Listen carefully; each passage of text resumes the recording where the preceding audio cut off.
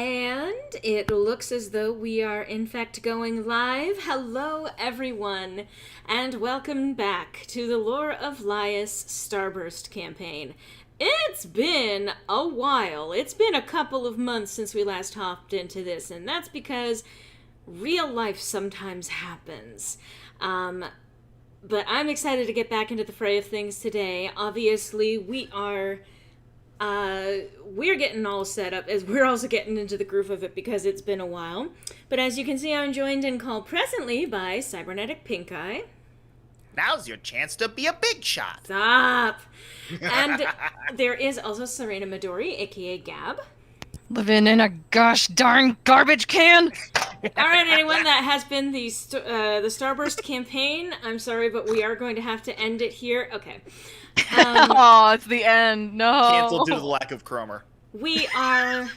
Please donate your Cromer. Please. We need it. Please donate all your Cromer to Lori. Yes. We are briefly without a RedAsATomato, but she should be joining shortly. It's technical difficulties because, of course, there is. Yeah. Even just 1 sec, hang on.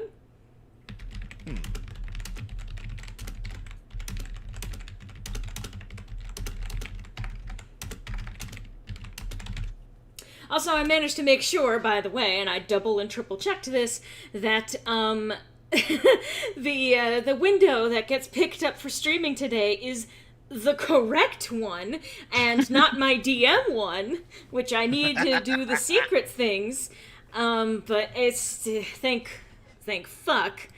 I've got that all squared away. Okay, let's see. Now, as it stands, there are not a lot of you out there in the audience as of this point, but this is for all you lovelies who are tuning in later to watch. Hello, and thank you for watching, and for making the early part of this stream worthwhile. I think it's probably going to be a little while before folks end up actually showing up in the chat, but I'm excited to get back into this game. It has been a while. And we literally left off on a cliffhanger, and even right before what was meant to be the ultimate finale of it. Guess who's an idiot and didn't realize the fucking mic was set on external freaking and not internal. All I had to do was change the fucking switch. No. Oh, no. And here I thought, oh, my wires are messed up. Oh, the device itself. You thought it was a harder issue and it was just the software? It was a software issue. I just had to open the footsticking approaching software and change the thing because I had recorded fairly recently for an audition thing, which required me to use my external microphone. So I'm just using the AT whatever, and so I. Everyone, this is the return of RedAsATomato. Oh fucking hell! My on-call phone is going off. Are you fucking kidding me? Oh no! Go answer it. It's okay. It's okay. Go answer it. It's okay. It's okay. It's okay. Go answer. I'm so sorry. It's okay. It's okay. It was awful. Nobody was calling, and then all of a sudden, Dude, it's okay. Deep breaths. Deep tomato breaths. This is the equivalent of someone throwing a tomato and it splatting on the screen. Oh no! For some context too, just for stream listeners, Jane here has a new job as well, and the unfortunate timing was the week that we could start playing again was the week she would have the on-call phone, and it's like, oh, it's good. I haven't gotten any calls except for the one right after work, and then someone calls now, literally right now. Oh, yeah.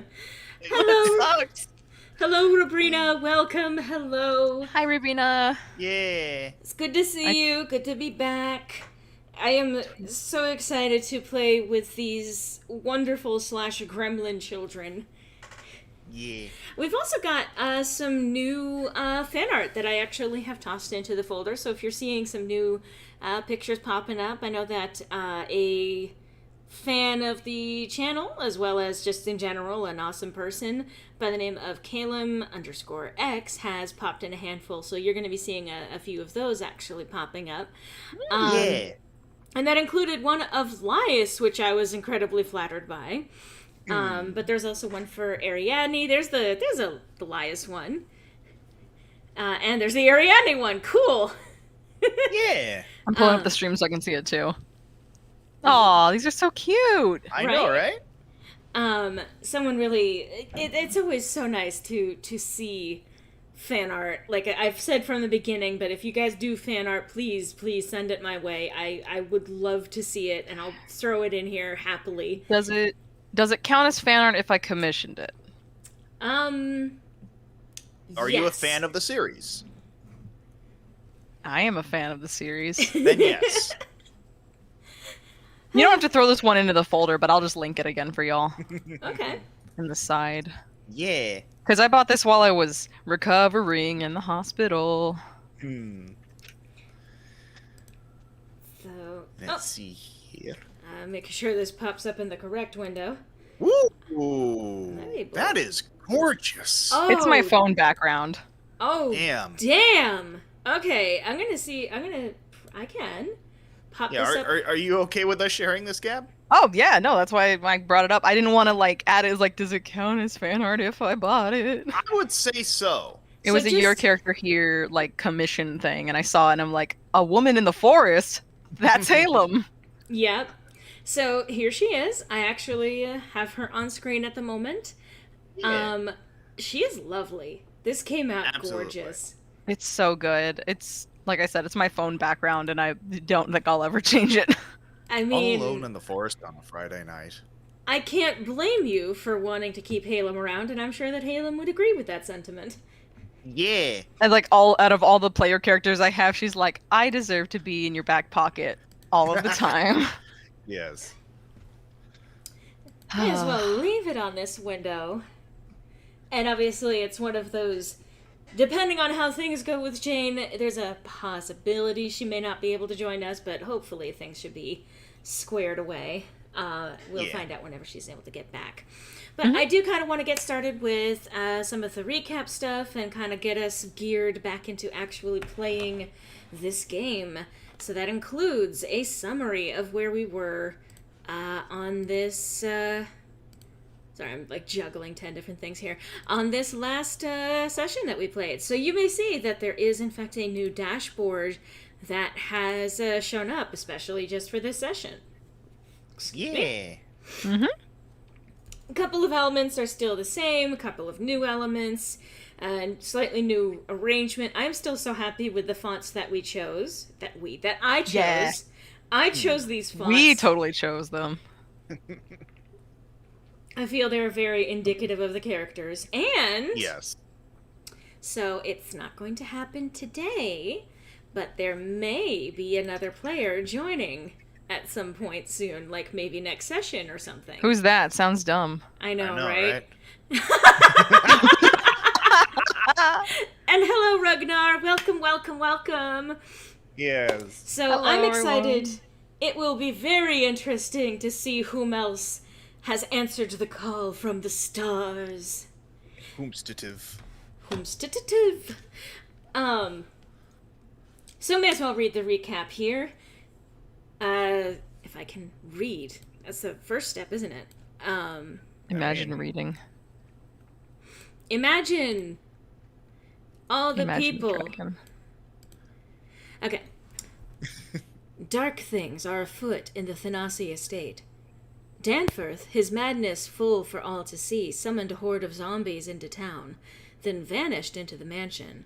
While the townspeople, enabled by the party, were able to fend off the attack, the party went after Danforth. The estate rots with deadly chill, spirits abound, and the party searches the first floors for signs of life, or at least clues to understanding what's happening. Spirits and possessed servants alike trying to halt their progress, but slowly the picture is becoming clearer. Just after discovering a cache of magical items, the party hears yelling and a crash from one of the rooms they could not open before. It sounded like Davy's. Woo! There we go. Nice little Spooky. spooky. Yeah, Appropriate for the spoopy month. It's a spooky month. That's It's true. a spooky month! I'm doing the dance. This is Hell true. Spooky, scary skeletons are not in this game. Oh. Maybe. These skeletons are now alive. Oh gosh, I'm even just double checking something real quick to make sure that I am up on what, making sure that when you pop in, it's all good. Pop off, queens. All right. Yes, you can tell that. Potassium.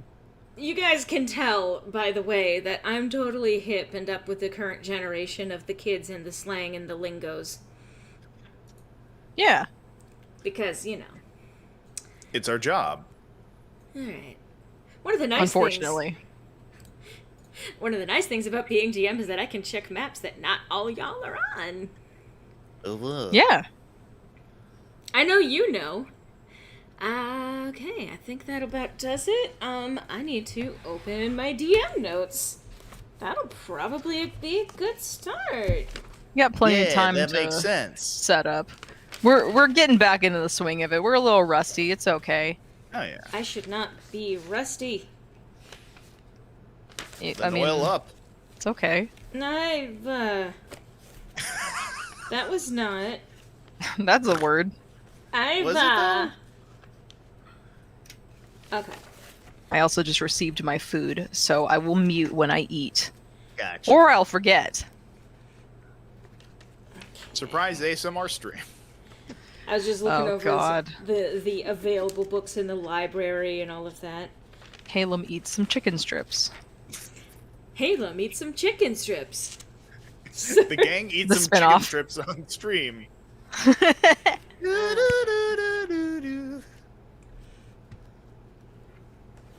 Alright. And that's been taken care of. Okay, that is where we are. Alright.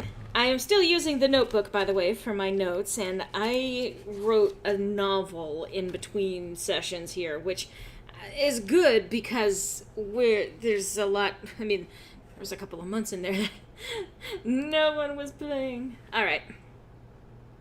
So, okay. Don't need to scroll there. Let us go back to the scene of the crime. Crime against humanity. Okay. I was even gonna say which one. Many crimes are indeed happening. Yeah.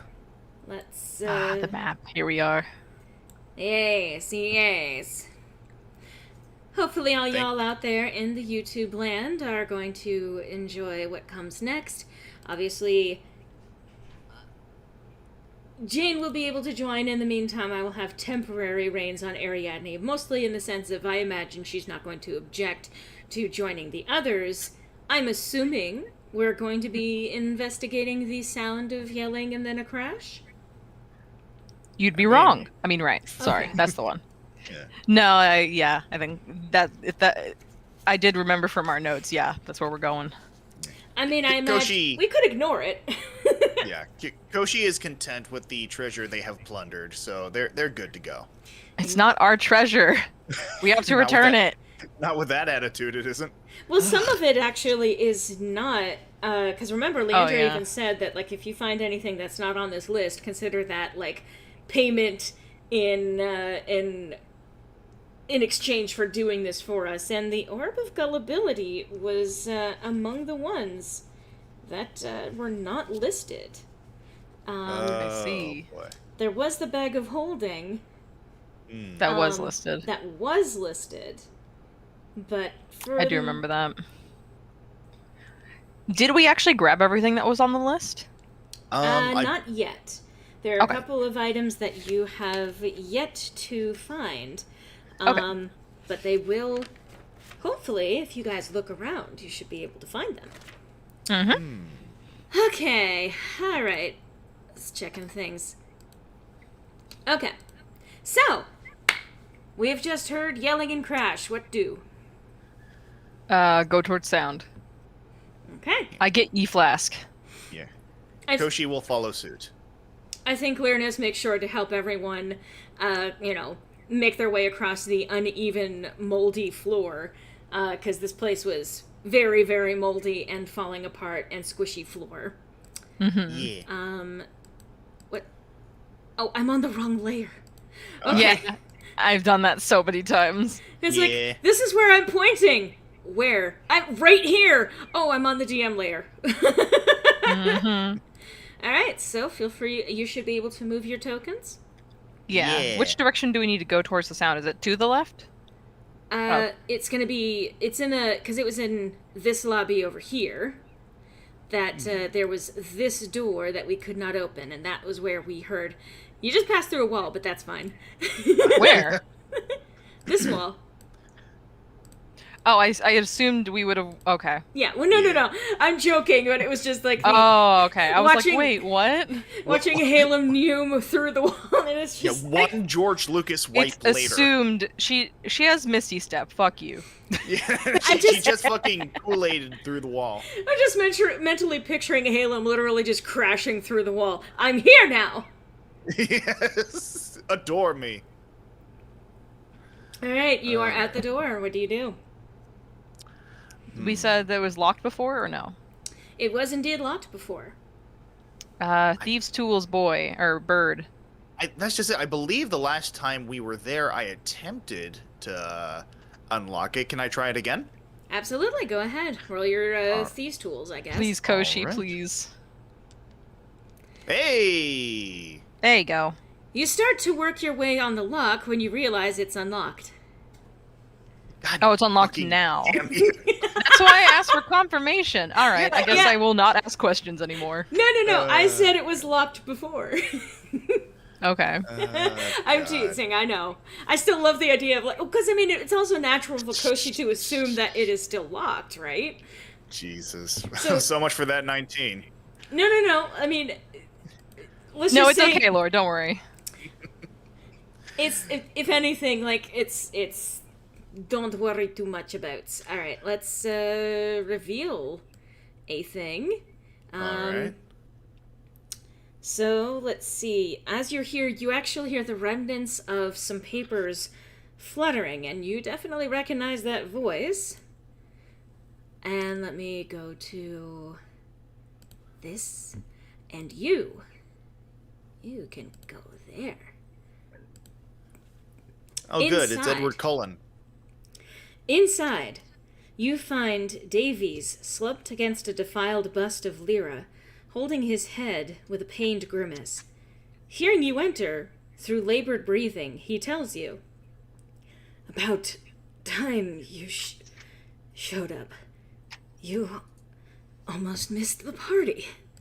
And I'm going to drop a thing. First I'm going to go to this layer and make sure I got it all sized correctly first. Where did it go? There it goes. Need to be able to select it and make it big. That was not correct. I'm still figuring this shit out, but I have an artwork for you guys to actually see. Oh. And Cool. just drop this over on screen. And drop this too. There you go. It is Huh.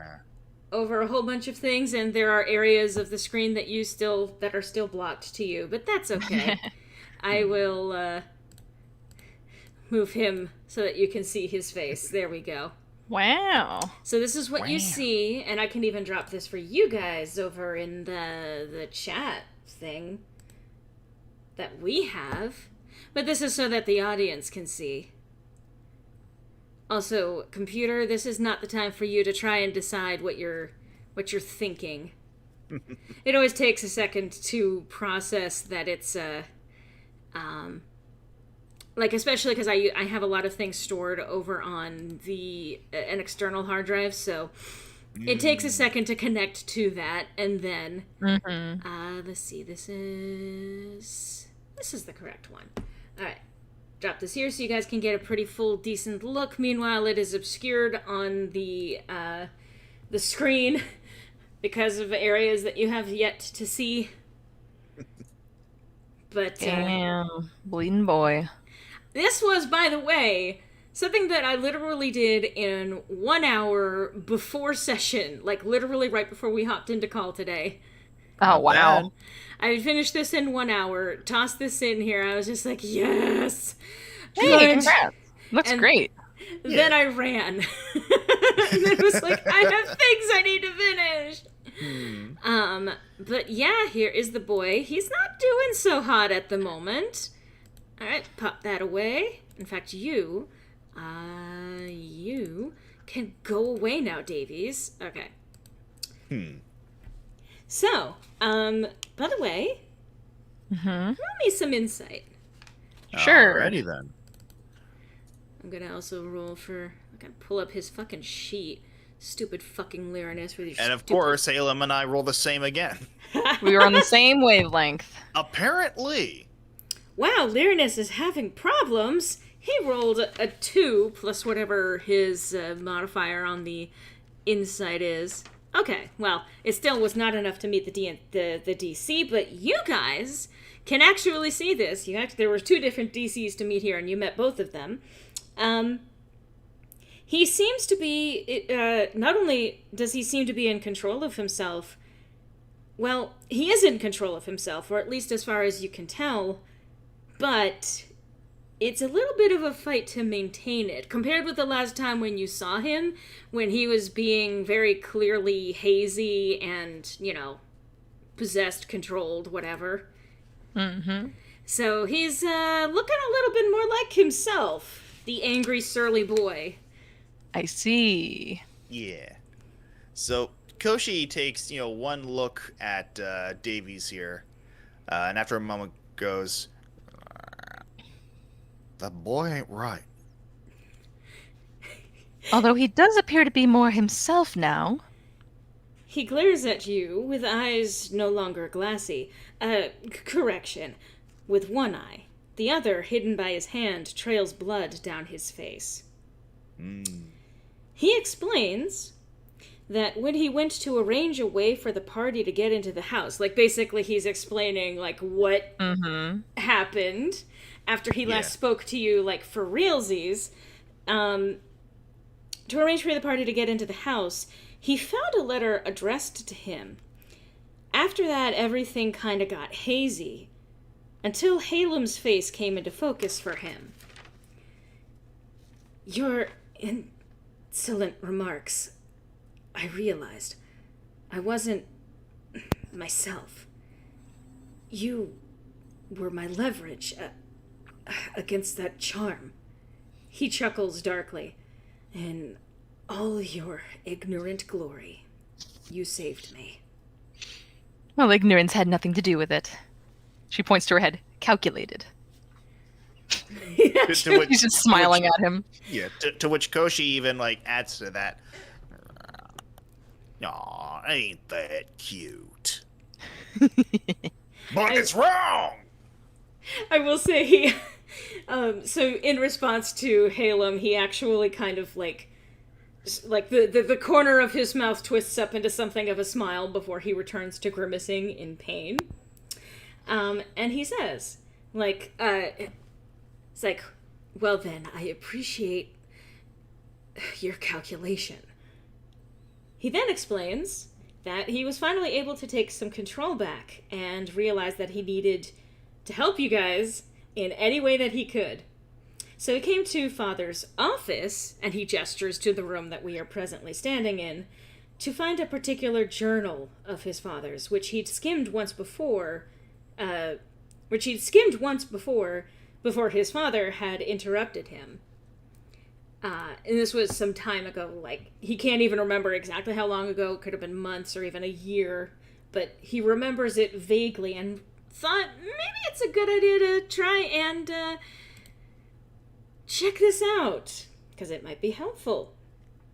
From what he remembers, Danforth wrote down what he'd been up to leading into the day of the festival when that half-dead woman arrived and unleashed the curse. There might be something in there.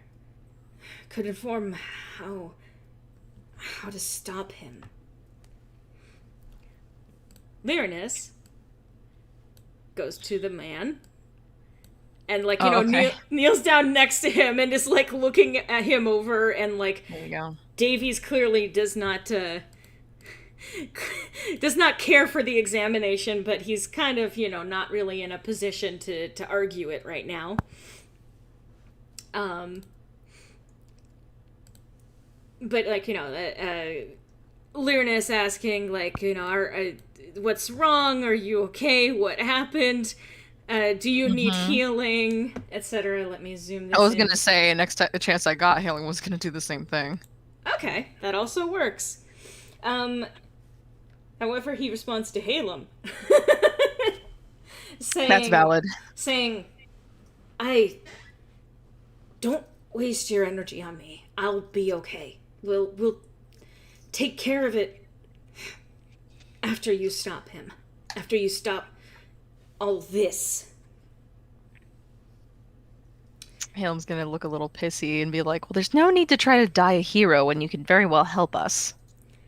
He then laughs and says, I'm not dying. I'll have this looked at, perhaps, by you, but in case you need whatever power you have to face what's to come, I think he's beyond control. And Lyronus again asking, okay, but why the eye, though? What happened? Did someone attack you?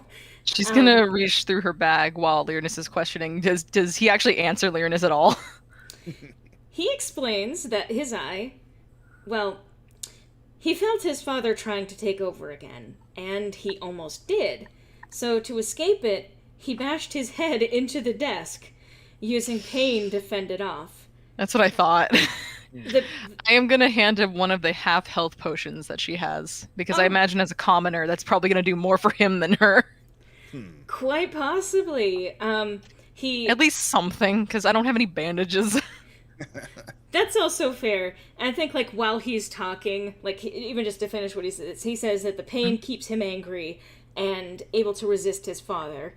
But, on the offering of the potion, he looks to Haelum and says, I couldn't, what if you need that?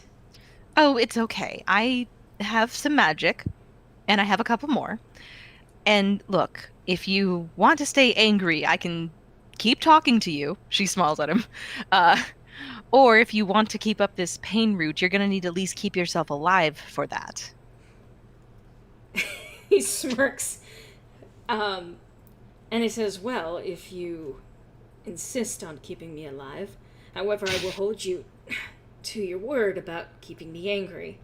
Please, keep making me angry. It's really not hard. You're very sensitive. He shuts himself up by taking the bottle and drinking it. She's just smiling because it's like, when do you want me to stop making you angry? Safe word here, buddy. Safe word. But, like, that actually, there's a little bit of relief, but, he sighs and he actually drops the hand from his eye, and while it heals, unfortunately, the damage to his eye, healing only stops you from suffering. There's usually, like, special magic to like, regrow things, and unfortunately, the damage to his eye, the scarring is enough that you can see, like, it's not gonna be okay. Look, we wouldn't want the health potion to get rid of his cool new scar. Of course not. He needs a scar. He needs an eye patch. How else is he going to play the part of absolute This happens in every game I play. Koshi also kind of pieces this together, realizing, this big shot, rich dude kind of being taken down a peg, and they sort of mutter to themselves, perfectly balanced, as all things should be. Cut that out. None of that. Lyronus looks to Koshi. Like, what in the world are you like, he doesn't say it, but his expression is utterly perplexed. Scars make you cool, I see. Yes, Ragnar. Abso-fucking-lutely. So, after this, he gestures to the stream of papers. The strewn papers. I can read my own handwriting. Fucking shut up. Gestures to the stream, please. If you're enjoying the stream, make sure to donate. If you're enjoying this stream, please remember to like, comment, and subscribe to this channel. You can also support this channel over on the Do it in Patreon. Davy's voice, though. No. In character. Today for free Cromer. Jesus.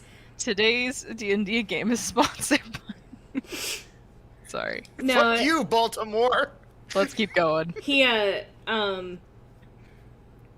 no, in his voice, it'd be like, if you like this video, Oh please god! like, comment, and subscribe. He's gonna die before the thing's over. Right. I will say that actually he's breathing a little bit better now. He's very clearly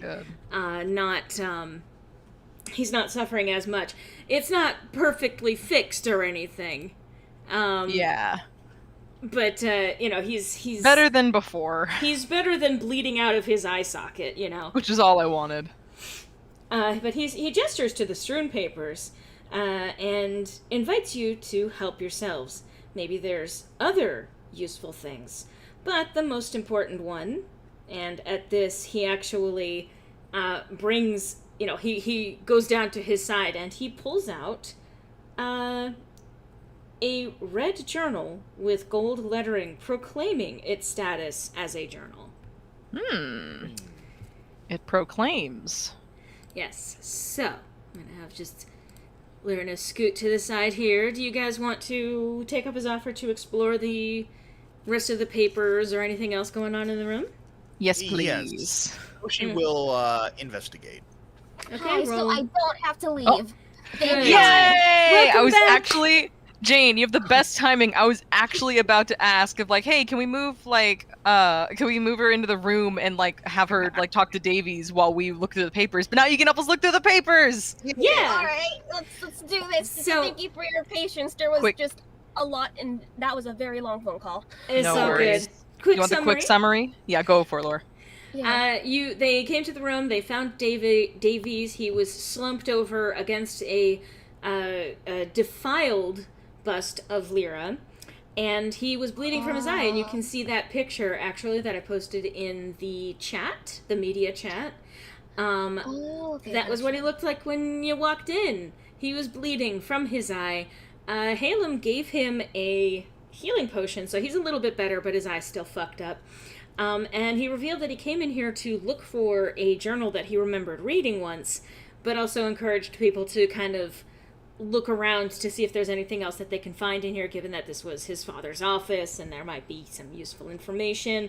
He did also reveal that he'd been in a haze, like he'd been trying to help he was trying to arrange for a way to get the party in, found a letter addressed to him, and then everything got hazy until Haelum's face came into view when she was pissing him off before, and he kind of came back to his senses enough.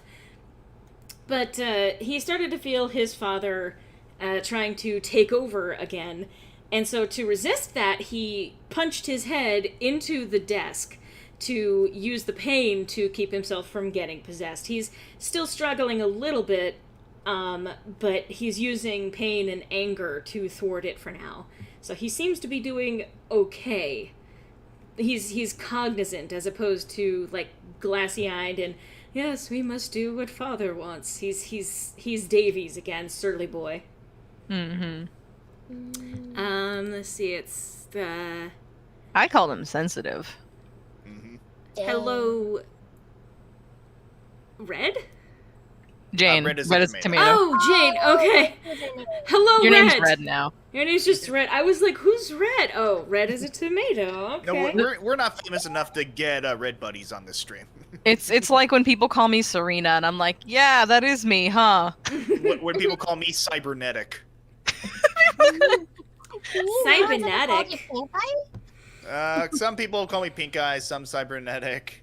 Either way, I kind of set myself up for awkwardness with It's that like, fucking username. well, when people don't know your actual name and all they see is your username, your name might be available in some platforms, but they'll look at you and be like, hello, cybernetic.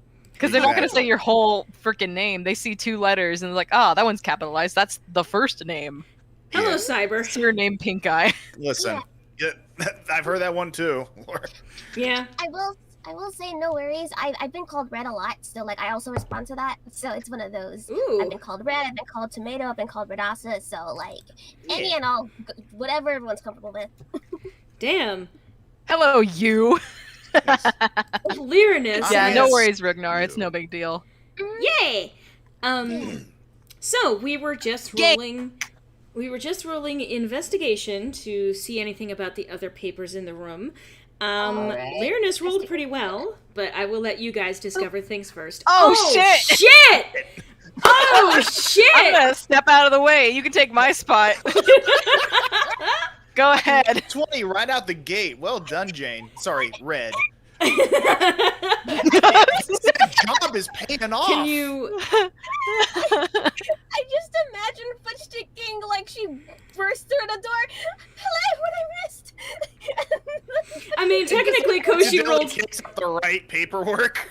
Technically, No, it's like we're talking to Davies, and she's like kind of zoning out, like writing down what he's saying. Like, okay, I guess. Like, if you want to look at these papers, eyes up, papers. story. Also, it did not pick up that you were laughing, Griffin. I heard you. Wow. Amazing. You're overpowering your mic. So I will say, God. you guys all met most of the DC. Technically, Koshi rolled higher than Ariadne. God. Understandable. You may also want to switch over to Ariadne, by the way, because he rolled Okay. as Mayoi. But she did. Okay. All right. Yeah. I can't see the. I have reduced the portraits so I don't see them. So Yeah, that the no audience can worries. see the most of the screen. Everyone but Haelum actually rolled high enough to find the highest DC. But let's see. So you actually Haelum found, kind of looks around a little bit, but then walks over to Davies again. She's like, I'm gonna leave this to the nerds.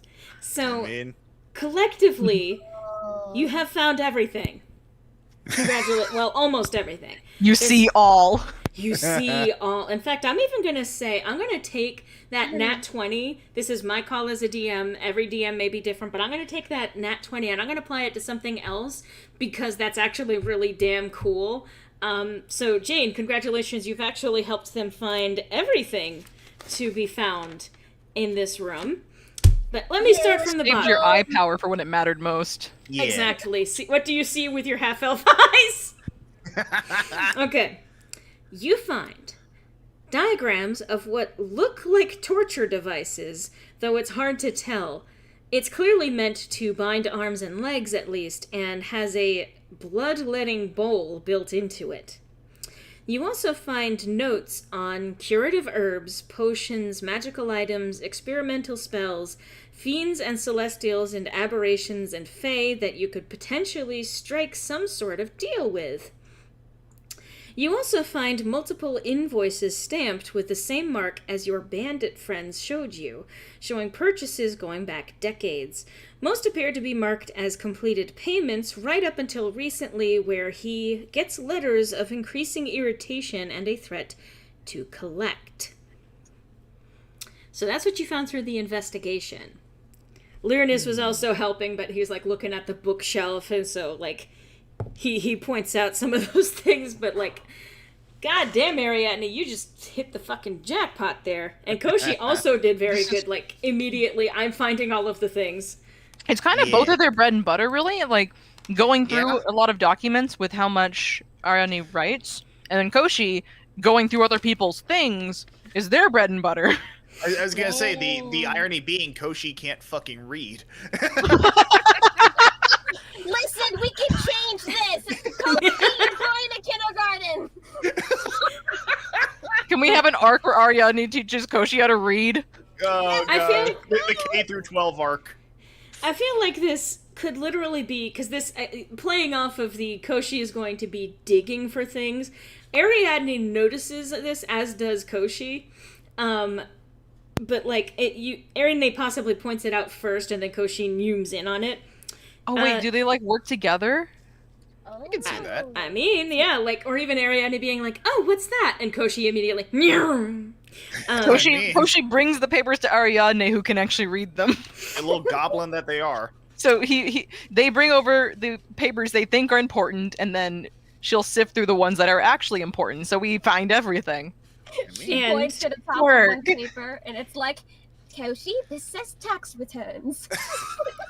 Well, I mean, you never know. You think he does his taxes? I mean, I will say, like, when it comes to like documentation and stuff, while they may not be able to read, Koshi does recognize things like specific like company emblems and things like that. So it's not that they're an idiot; they're just illiterate. Yep. Yeah. So I was going to have you guys roll a perception check here, but with the nat 20 as well as the really high investigation from Koshi, I'm gonna you guys just find it. What? Roll the natural 20. You were gonna use that for this perception, right? Jane just rolls again and then rolls higher. Oh, you find it! Sorry, Quit! Stop it! You found it already! You found it! GM said roll perception! I'm rolling perception!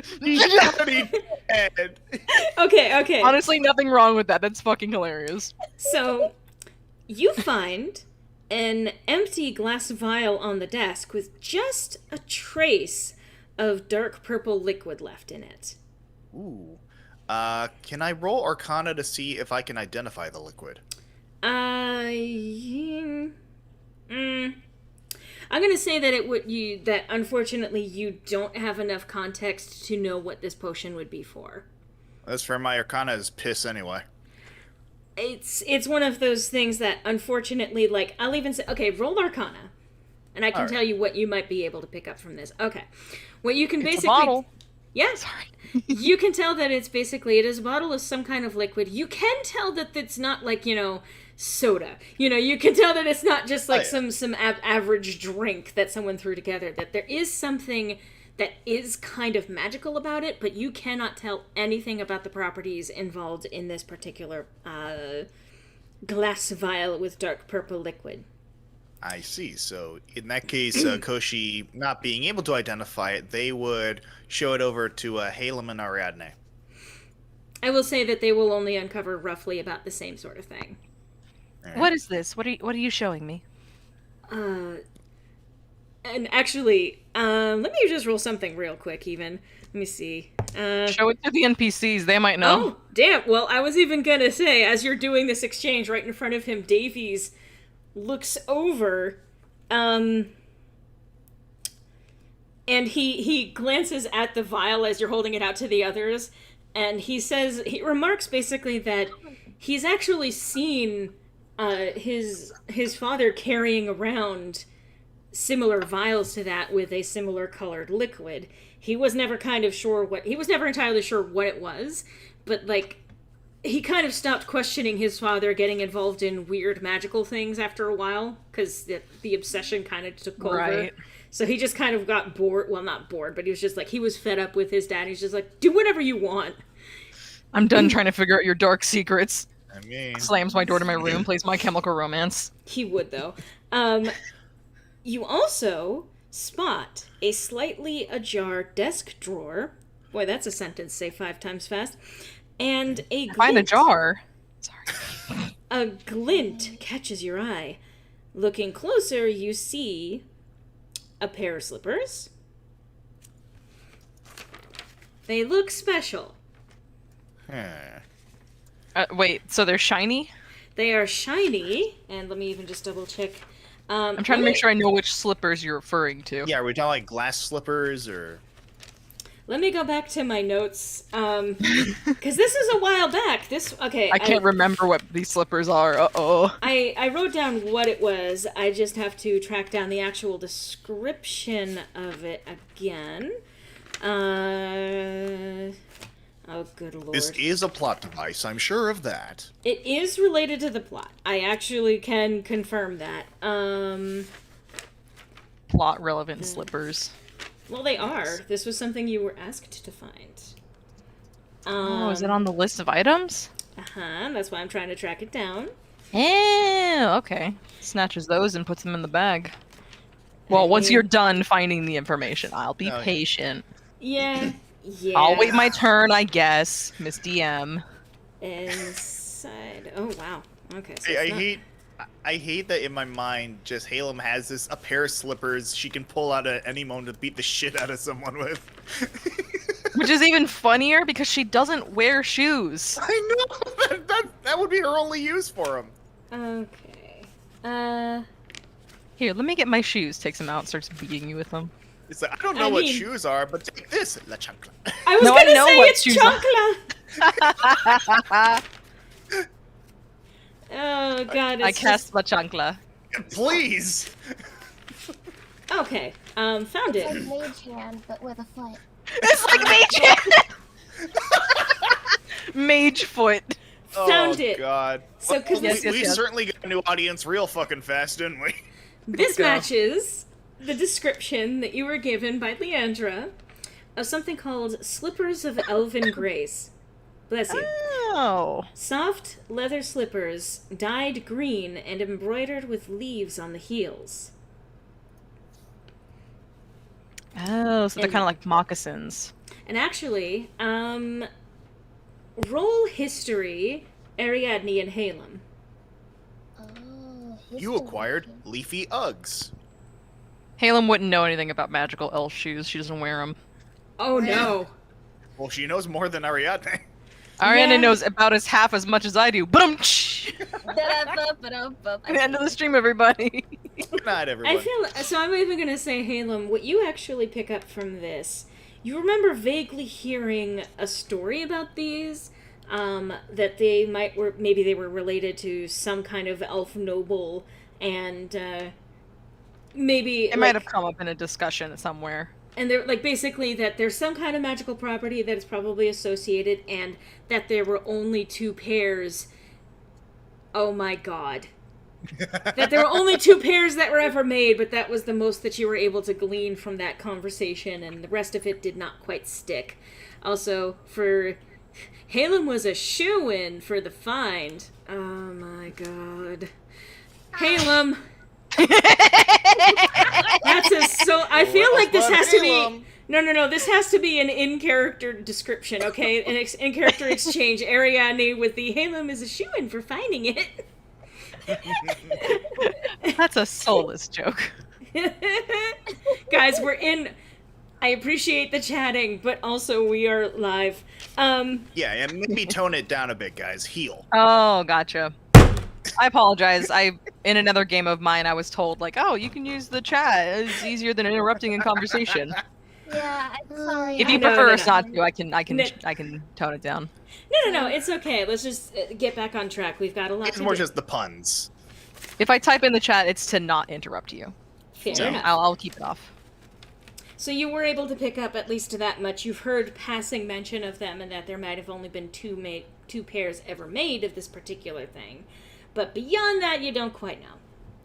Beyond that, you're not able to find anything else useful in the room outside of the journal that Davies is offering. So we should probably look through that next. Yeah. Koshi will hang on to the near-empty goo bottle.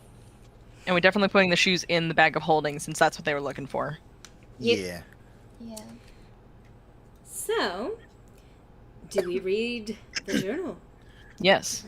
Absolutely. Cool. Sorry, I needed to hydrate because it's more reading. Oh Yeah. yeah, please drink water, Miss Yes. DM. Water The breaks ear- are appropriate. Yeah. The early pages detail Danforth's wedding to his wife, his curiosity with magical items becoming a hobby, his daughter Emily being born, and his wife's illness and subsequent death after giving birth to what Danforth refers to as the devil, that monster, or him. When Emily fell ill with a similar cough to her mother's, Danforth's fear drove him into drove him into anyone that could help. Potions, herbs, concoctions, amulets of healing and fortitude. He describes purchasing a blue orb to try and convince Emily she wasn't sick, which worked briefly before she collapsed again. Danforth's neat, crisp handwriting unravels as he rants about the abandonment by Lyra, how she remained silent. Silence. Cursed silence. Bitter silence. I get no word from our so-called protector, but I do hear other whispers, and they have a solution. I will test the waters this weekend. The next morning, an exultant Danforth proclaims, this is all in the diary still, the journal, Yeah. proclaims that something finally worked for Emily. The deal made him uncomfortable, and that he never wants blood on his hands again. But even this solution wasn't enough, and Emily relapsed. And so, Danforth struck another deal. This time with a more powerful entity, giving him a set of 3 amulets. One for Emily, one for himself, and one for any unlucky soul that wandered into town. The amulets swapped health. Emily's illness would recede, and the victim would become sick instead, while Emily finally began to heal. Danforth's amulet was a means for him to control those who wore that 3rd amulet, to keep them complacent while Danforth siphoned their health away. He found a way to ensure a steady influx of travelers, a promise for honest work on the farmland, made to criminals who wanted any way out of their predicament. But one woman proved to be a problem. She fought longer than the others, and somehow was able to disrupt the siphon. Emily's health began to waver again, and Danforth decided to kill the stranger, so as to start anew with a new victim. But before he could do so... Escaped! Escaped! I was a fool to give her leeway on the bindings. No matter, those drunken fools will drown out anything she might say, especially as the state of her health would keep her from being able to make enough noise to even speak. The amulets feel strange, though. I worry that the receptacle may have somehow tainted the connection. I will remedy this. And then they found her. I was right. She cannot even speak. Then, a new discovery. I am able to manipulate more than the siphon with this amulet. I was able to imbue that blemish of a statue with that druid's help. Now, those who come into contact with that statue I can control. And then, a solid 2 pages of the line, they mustn't draw this madness back to me. This is their own curse. I am not responsible. I was only trying to save my dearest Emily. 2 whole pages of that. And then, my dearest has been stolen from me. Her skin tightened, her breathing became clogged. She turned ashen, and then the light in our amulets died. I despair. But I will not despair alone. I will have all of Vermouth grieve. I can control them, you know. The curse of death may turn the air to ice, and I cannot stop the curse from spreading. But at least death will never be far from their minds, just as it haunts me so. And finally, the journal ends with, Dearest Emily has returned to me. So I assume, like, the rest of the party has been sort of reading this aloud, if not just conveying generally. So with that in mind, Koshi will take some time to process this before going. The bigger the smile, the sharper the knife.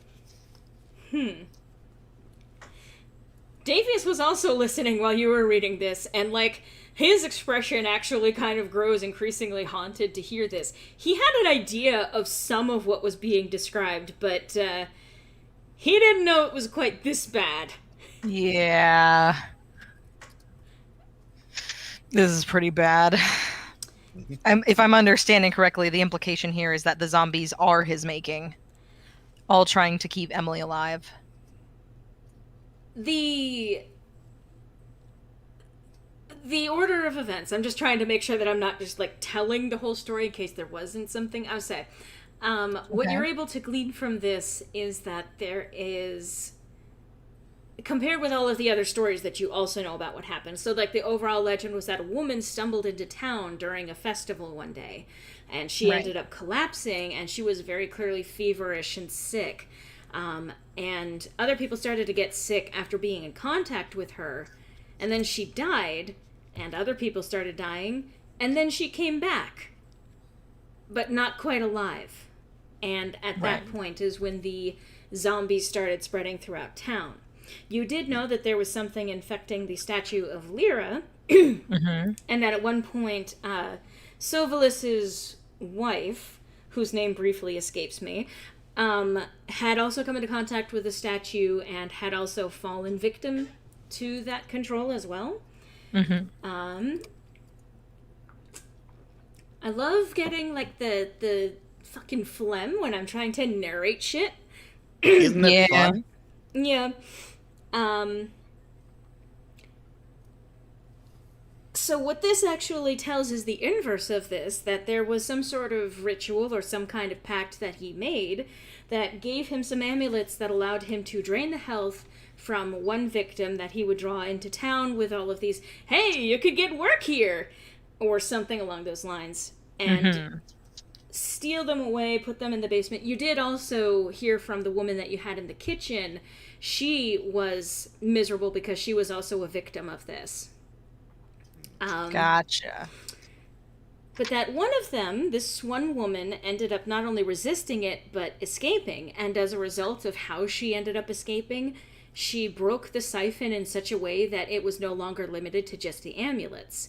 And he was able to use that to control more than just the victim. So it's her fault. Just kidding. It's entirely her fault. She just stayed and died like a good little girl. Oh my god. I mean, Emily's a very good little girl, or at least she was. So, all of this to try and keep Emily alive, but unfortunately, that did not happen. Right. So Okay, now you have so- the other piece of this saying exactly where that woman came from and where the Yeah. curse came from. That's what I was Yeah. trying to connect here. It's like, if that woman is the same woman who stumbled into town, then the accounts would match up, because that's when people started to die, and her coming back as a zombie implies that the process by which he would be siphoning health could create those zombies. Which is why, didn't we see Sovalus's wife as a zombie? Yes, you, Okay, well then- You fended her off, in fact. Yeah, I was trying to remember, like, wait, we did see another person who died by a contact war. Okay, so this whole process he did created the zombies, which is what Haelum is getting from this. I just wanted Yeah. to confirm with the DM that not necessarily is correct, but that line of thinking isn't, like, totally off base. Right. And Ragnar brings up a very good quote. A Yeah. very good statement here. The whole story from the Emperor's Journal is the perfect example of the road to hell is paved with good intentions. And unfortunately, it still didn't work out in the end. He mostly ended up buying his daughter a couple of years before she ended up passing away. So, things were not okay. And Davies just got an even more insight into just how far gone his father was, etc. I think at this point, like, I will say Lyronus is also quiet, kind of like staring at the journal, but like it's kind of like a distant stare, like he's very clearly in his own head with his thoughts.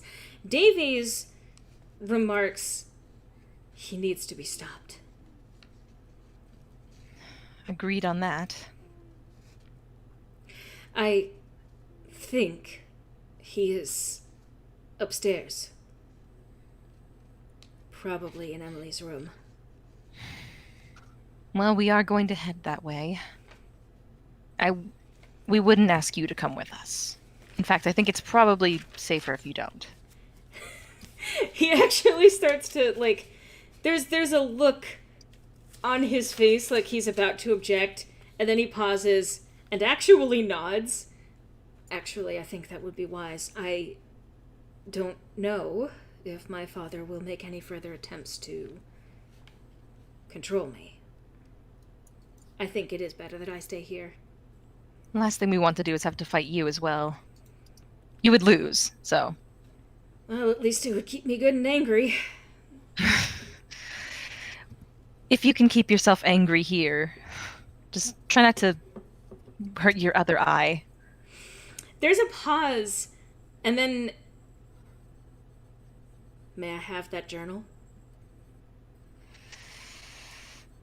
Can we have Ariadne do a quick copy down of important phrases and pages? Since that's in her wheelhouse, and then we hand him the journal, so we have that information with us to refer back to.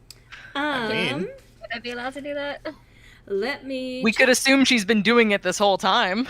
Yeah, Yeah, like I I may mean- not actually be typing it up right now, but can we just say that she's No, doing I'm just it? saying the assumption that the character is so keen on always taking notes that she like looks up and has already made not a copy, but like a copy of the more distressing pages. roll So we me- can leave.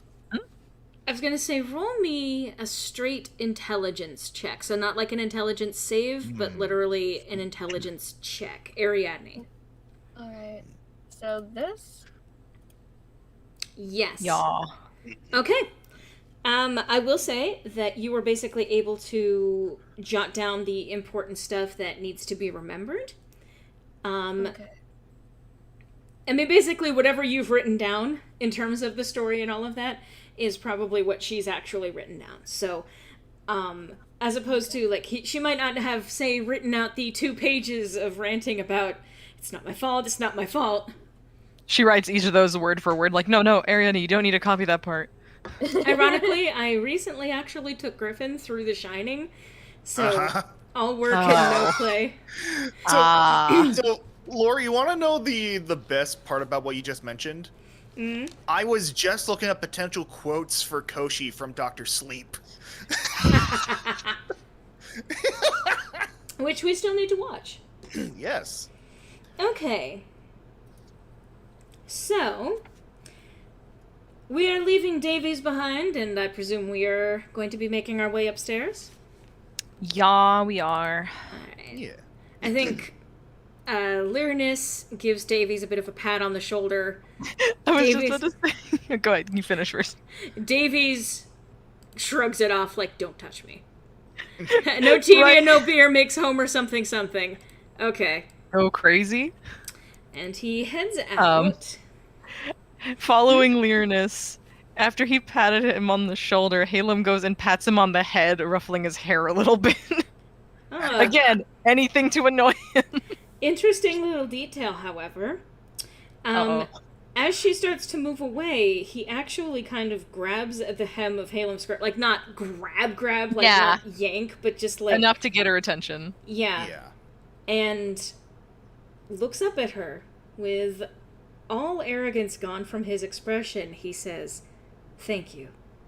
Again, I am grateful for your insolence." Roll me an insight. And anyone can roll this insight. No, Alright. just me. Lyronus is oblivious as No, always. actually, everybody else roll, please. Fuck. Well, You try your best. unfortunately, Breast. Haelum and Koshi and Lyronus all do not catch this, but Ariadne? It looks like Jimothy isn't alone in his spark of attraction towards Haelum. It's Who the knows? Haelum harem. Let's go, baby. Fuck yeah. The Hail Room. The Haelum. Hey, Never that's been actually friends no. This is before. perfect because again, whether she does or does not pick up on people liking her, she chooses not to acknowledge it unless it's brought up.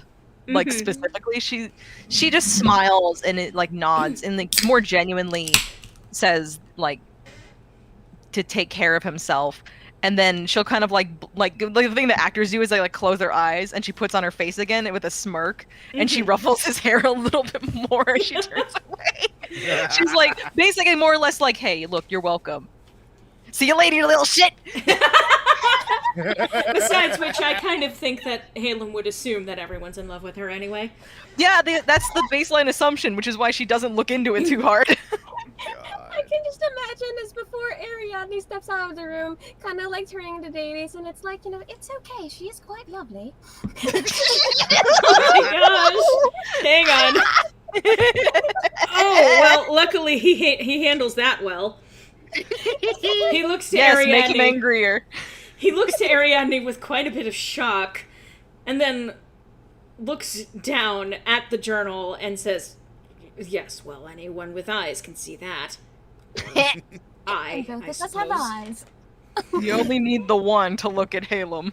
He then irritatedly says, "Go after my father." Does he not want healing? No, we already healed him. We already healed him. Okay, Yeah. okay, Yeah. cool. Okay, just making sure. All right, thanks. All right. I'm Alright, basically and picturing Haelum getting out of the room with middle fingers raised upwards. Yes. So it's time for me to do some more reveal. Oh Yeah. boy. So I need to go back to that. gotta We go have to back. go back. Shut up! I was gonna make the joke. You bitch. Go ahead, Laura. Are you ready to go on up? Yeah. I guess. Yes. All right, let Marching me go order, to baby. where we're going. We do not, in fact, invite the boy, so No boys. I was gonna say that's an option. Thankfully, I want him to be safe. It's better if we leave him here. yeah, Yeah. he's got Yeah, enough to worry about. I'll even add as an additional note, as they're leaving the boy in there, Koshi sort of comments to, like, the others as they're making their way up towards Danforth. Exploitation begins at home. He knows. So, Yes. here we are. You have In the found. future. Here we are in fear, and it's Ah! Now, I put Sorry them for in random everyone's ears. order. I don't know that Ariadne is in front here, but, God fucking... Go away, Phlegm! All right, fine. Who's Phlegm? You are not Phlegm. Yeah, So, I'm assuming I need to go to the correct layer. Alright, I'm assuming that we are making our way through this door. Yes, we are. Yeah. Okay, let me do some revealing so that you can see. Oh, revealing. Oh my. Why is this not revealing? Officer, you found me. Dinner first. Investigate this. Oh, Javert. There we go. And I guess the marching order will be Lyronus, Haelum, Ariadne, Koshi, so we can just move our tokens whenever Lyronus moves. Yeah. You emerge from the stairwell into the hallway, and if it were possible, the air feels even thicker. Pressure, soft but unyielding, envelops you like a blanket. Light seems to fare even worse up here, with the overhead candelabra barely flickering. To the north, next to the stairwell, a door to a bedroom sits ajar, allowing you view of the neatly dressed bed, the comfortable chair and small table with clear, frequent use, and the assortment of plants along the wall that are well tended. And let's do some more reveal.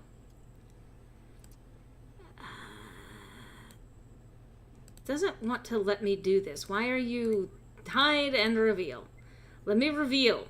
I want to reveal this to the audience and players. Listen, consent is important, even with maps. Roll20 do be finicky, though. Yeah. It sometimes be like that.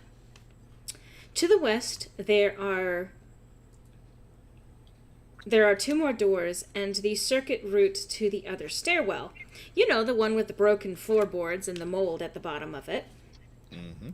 To the south, you count 3 doors. So let me even do make sure that this is actually included in the reveal here. There we go.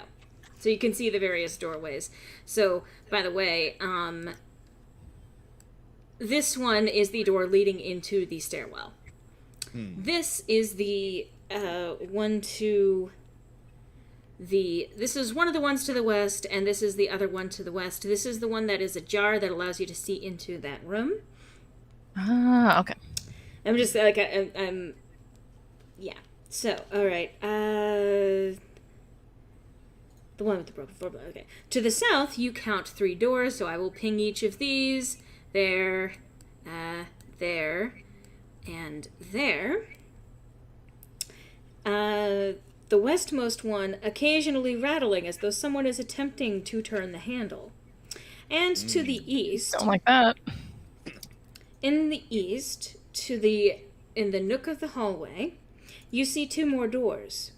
You hear a soft thrumming noise from that direction, though it's hard to make out exactly what it is.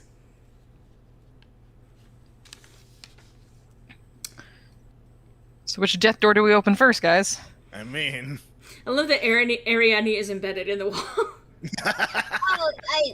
That's She where lives it here went. now. She's no-clipping her way into investigation. So, which direction do you guys want to go in? Let's see. You mentioned that the door with the rattling as if someone is trying to open it. That's down here, correct? That is the correct. Yes. Okay, good to keep in mind. This one is. This one's open. This one is closed. This one is closed. The others are all basically closed, but that's the one that was open up in the north there. I think Koshi will begin with the path of least resistance and look into the unlocked room, or the open room rather. Okay. Does the rest of the party follow on? I think I'm gonna follow. Okay. Just to help with investigations for now. We should stick together for now.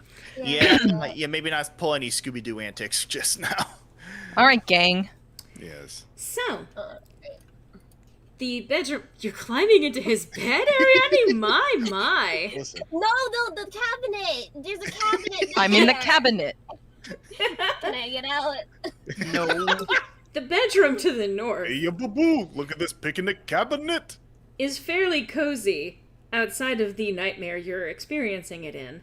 The fireplace is regularly used by the sight of somewhat burned logs. There are 2 cabinets, one on either side of the bed. At the foot of the bed sits a chest. So, that there is a chest. That their chest. A washroom sits further west from you. And let me go back to the reveal.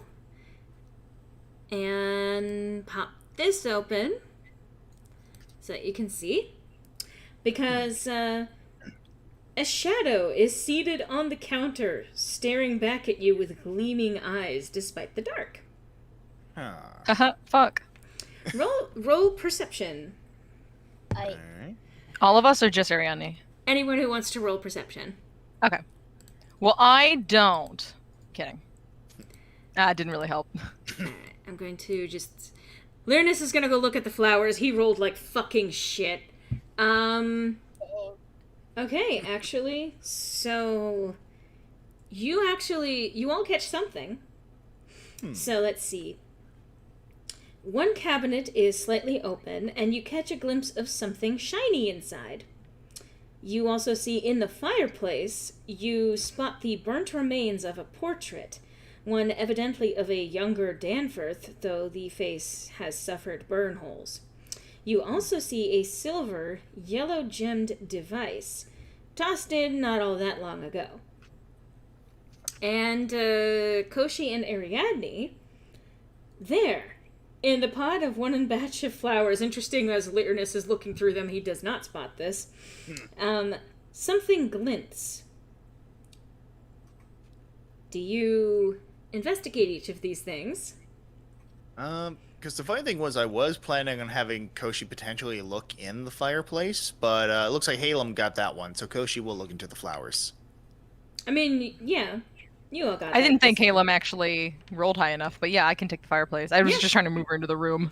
What she actually saw was that the cabinet was slightly open. Like, that was the main thing that she noticed. Then there was a glimpse of something shiny inside the cabinet. So this cabinet here, ironically. Okay, let me zoom over there and look at the shiny thing. Yeah. That Ooh, shiny. That shiny thing in there, it appears to be a ruby necklace with... It's Ruby. With an inscription, an inscription, to my son. Don't trust that. Okay, I don't pick it up yet. God, I wish I had detect magic. Where's my halfling? Oh, I do have detect magic. Wait. Hey. I'm worried that it's cursed. Is there a way I could do a cursory arcana check before I end up wasting a spell slot on it, or would you recommend I just cast one of my spells to figure out what it is? Let's see. Arcana? Roll an Arcana check for me. 13s. That's all I get today. Would I be allowed to assist, or? You can. Yes. Okay. I think that Haelum, like, just kind of like staring into the like the little cabinet without like actually reaching in. She'll kind of like motion to everyone to look, but don't touch.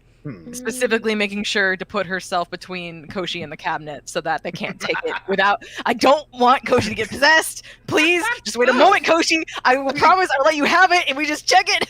Again, Koshi, like, seeing this, sort of like scrambles onto the bed like a cat, sort of veer in.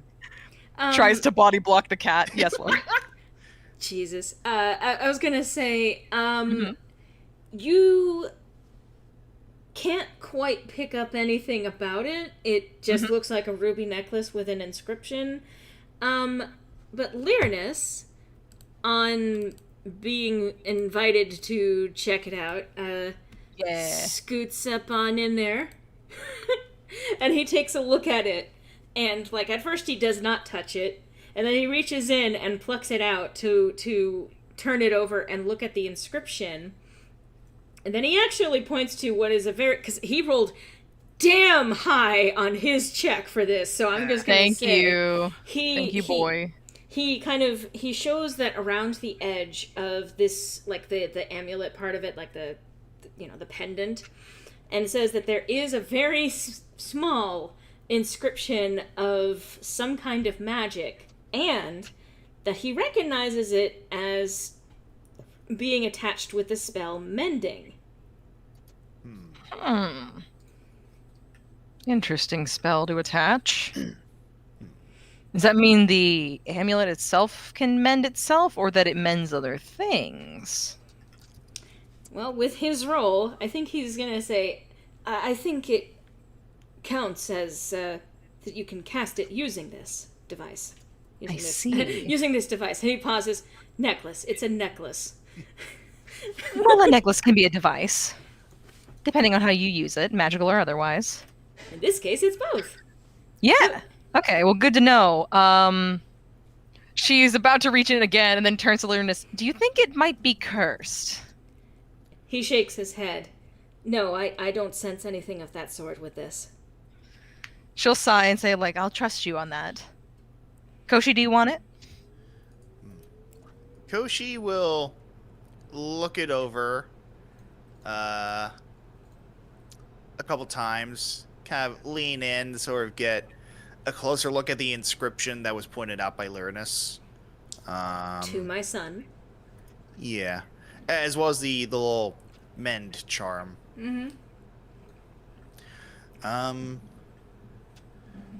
And Koshi sort of reaches out and hesitates for a second before reaching down, like tearing off another thin strip of their overall clothy outfit and sort of wraps it around their fingers before picking up the necklace and putting it in their inventory. Cool. Before going, better safe than sorry. Better safe than sorry. Lyronus agrees. And I think he kind of, like, he's looking around. He goes back to looking in the flowers, which he did not spot the shiny thing in there, by the way. He just likes the flowers. He's like, yeah, this is... I'll even say, after that, Koshi sort of, like, again, a la cat, sort of almost leaps over, and I want to say almost even kind of, like, kind of lands on Lyronus's head before leaping off again to get closer. Like when a cat uses you as leverage to get down. Pretty much. I mean, he is a tall boy, so...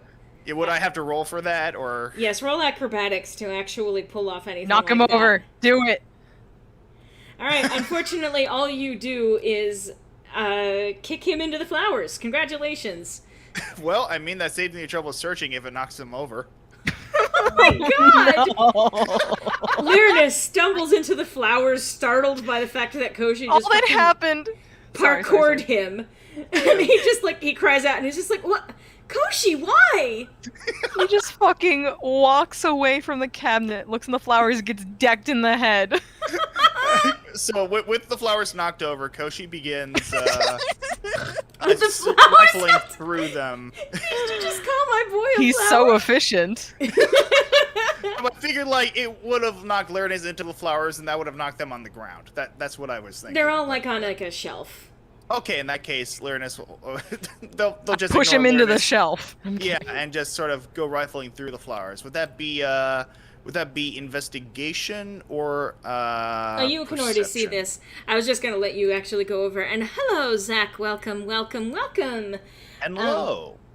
Let's see. So, you find something that glints. Pulling it out reveals a plain silver ring.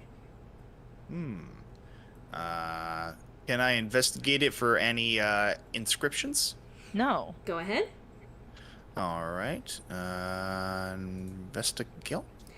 Damn. No, there does not appear to be any kind of inscription on it whatsoever. It just looks like a plain silver ring. Plain silver ring. All right. In that case, Koshi once again. At this point, their fingers are still kind of wrapped in the little cloth, just to be on the safer side. And Koshi, Leave no confiscates the feather ring. prints? God. Okay. So, shadow, right? I was even gonna say after the ring, like obviously they will go to the shadow, but Koshi would also want to investigate the shiny thing in the fireplace as well. Be right back. Okay. Sure Okay. thing. Wow, I did not set this to actually be fucking... Okay. I was like realizing I can't actually select my boy in the non-DM screen. I love how Koshi is going about looking through valuables in this room like a cat with the Numies. Right? That's very accurate, though. Tried to parkour Lyronus and instead just kicked him. Yeah, just fucking came in, realized that isn't gonna, Drop gonna kick work. the man. And just, like a double-footed dive kick. Dive And I kick. love, Dive like, kick. at this point, Lyronus is rubbing the back of his neck now, kind of like, ow. Haelum's actually gonna check and make sure he's okay. And Koshi, like upon hearing the whine, will go. Builds character. Sure does. Now, I think at first, Lyronus starts to smile and say that he's fine, pauses and says, no, it hurts a lot. But he's very clearly, like, he's smiling, like, it's very clear he's just teasing. Haelum's just gonna, like, cue that up. Like, hey, any chance to have some fun? Like, oh, you poor, poor baby. So she's hamming it up, too. Like, again, not to go back to Deltarune, but I flash back to that one saying, did you miss me? Of course not! Just kidding, missed you. I will say that, Jesus, Lyronus. He then says, do you want to kiss it and make it better? She's gonna sigh very, very loudly and cover her face. Like, oh my god. This man. He is a child, but also a man. Yeah. This absolute man. Yeah. You're Also, a Gab, smidge you're robot-y. yeah, you're getting Oh all the robot no! Oh, you're good now, but That came through fine. Oh. What Yeah. the hell? a Okay. funny thing is, you only went robot-y when you made Haelum flustered. Oh, that's accurate then. No, I got a little panicked because I had an issue with Discord last night during my other game. Discord literally just stopped, and it was restarting over and over and over. I'm like, that's cool, I guess. I do, because it started to go robot-y again. Do you mind hanging up I and am gonna rejoining? leave. Goodbye. Goodbye. Haelum was so offended at Lyronus flirting with her that she just Okay, I'm left. back. I missed y'all. Aw, missed you too. Missed you too, babe. Okay. So, yeah, after the flirtations, there is a shadow sitting in the fucking washroom over on the counter there, staring at you. Oh, good. Yeah, Koshi is too preoccupied with the shiny thing in the fireplace to care. I'll help with the shadow. I'll go over there. Okay. What is in the fireplace, by the way? It is a silver yellow gemmed device. Tossed in not that long ago. All right, so having that. I am having that. Cool. So, when approached, the shadow hisses, I bear thee no threat. I can I am merely eyes. Eyes for the Great One. Great One, The shadow does not answer.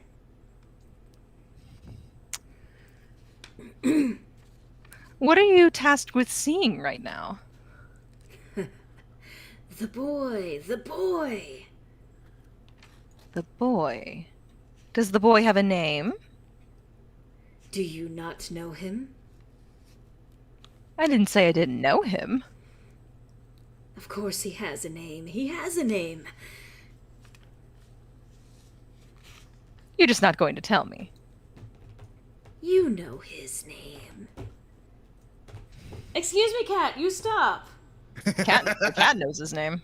Yeah, no, the cat's being a little Oh, shit. yes. Anyway.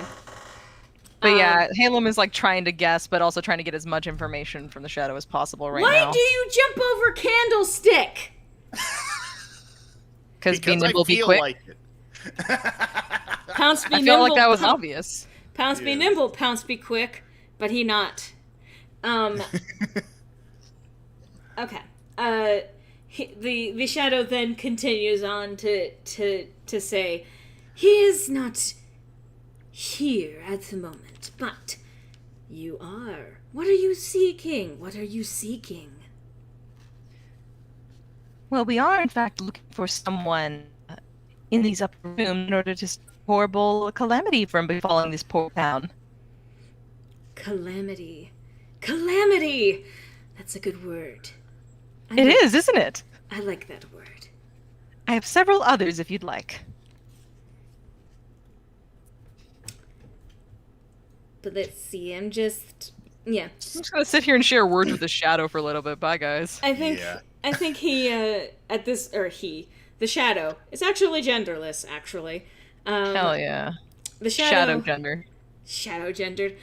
After a moment, the shadow starts chittering and says, I cannot edge you to darkness. There's a strange light surrounding you. Strange, strange light. And after a moment, it chitters with a little bit of cruel delight and then vanishes. But... Well, that was a lovely interaction. Yeah, right? No, I should say that in Haelum's like, well, that was a lovely interaction. Yeah, and I'll even say, like, after the thing disappears, you'll hear from Koshi as they're continuing to fiddle with the device. Mm-hmm. Walls have ears, doors have eyes, trees have voices, beasts tell lies. Very well put. So what lies are you telling us? Lyronus says to Koshi. Well, wouldn't you like to know?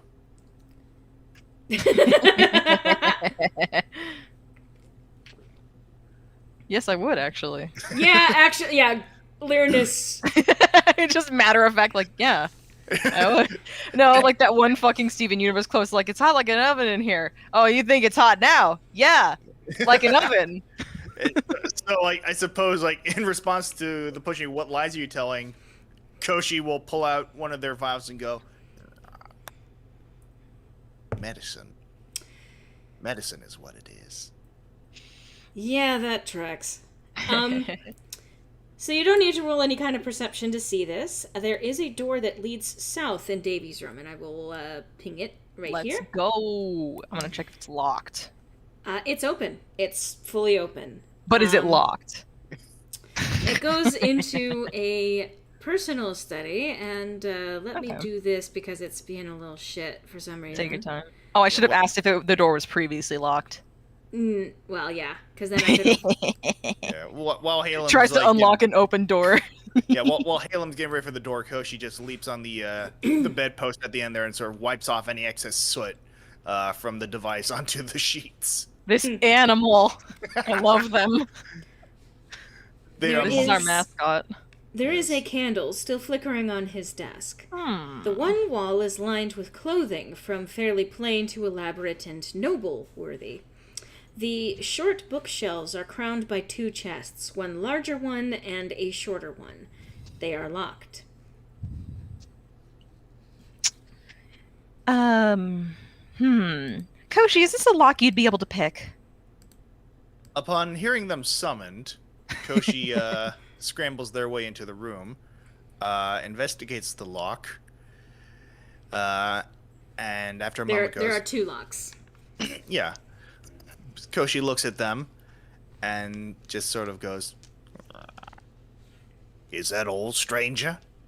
And begins working on the lock nearest to them with thieves' tools. So there are 2. Thief There's tool. one there and one there. Well, the first one is definitely Yeah. opened, I'd assume. Which one did you open? Which one did the one nearest to Haelum. So the big one? Yes. Cool, Yeah. you opened it. Inside, you find a crooked wooden wand, a cane with a cat on the handle, a woman's gown, and 3 bottles of perfume. Ooh. I'll take that perfume if it's any good. Yeah. So, could you list the items again? Crooked wooden wand, a cane with a cat on the handle, a woman's gown, and 3 bottles of perfume. This might... This is in, you said Davy's study? This is Davy's study, yes. That's a weird place to be putting these things. Yeah, funny that. Do you attempt to open the small one? I will, in fact. Let me just... I'm actually going to skip that one. I really feel like we need to open it. Do another thieves' tools. Cool, you open it. Inside are some rings, a Thanasi wax seal, and letters written to him from someone named Sarah. Oh. Now, when you say seal, do you mean like the actual like device that makes the seals, Yeah, or just the stamp thing. Okay, so Koshi's definitely having the stamp, because that's a potential forgery tool. Mm-hmm. So And no one said we couldn't just steal from him. That'll make him angry. me. So Let's see. the All Gnostic right. stamp. Lyronus, are you going to be useful for this? You are. Good boy. Yay! Who's a good boy? Who's a good So- boy? He looks at the chest, the larger one, and he Yeah. kind of, he cocks his head a little bit and then says, "Now that's rather strange to, for Davies to have." Pauses. Yeah. I wonder if that belongs to someone in the family. Maybe his mother? She did die. Sorry, let me put that in. She did die around the, giving She is birth to dead, him. She after is all. dead. She is dead, but I think She's he not using basically, he points out, like, she did kind of die when he was born, so maybe, there's some keepsakes going on here. That would make sense. I'll say actually in character, like, that would make sense.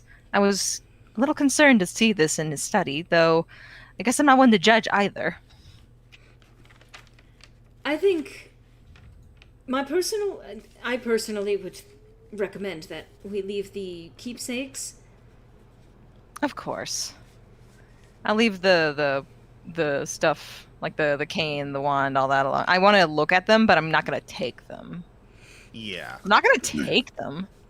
Yeah. Koshi, like, again, after definitely pocketing the and it was the Thanasi estate stamp, correct? Thanasi, the Thanasi family stamp. All right. How do you spell that again? Thanasi, Thenossy. Gotcha. Thanks so much. And after taking out, so it was the stamp and the letters and one other thing in the smaller chest? Some rings. The rings. Okay, Koshi's definitely going to pocket the rings. How many? Let's say there are 3 rings in total. All of them are gold. One has a ruby on it.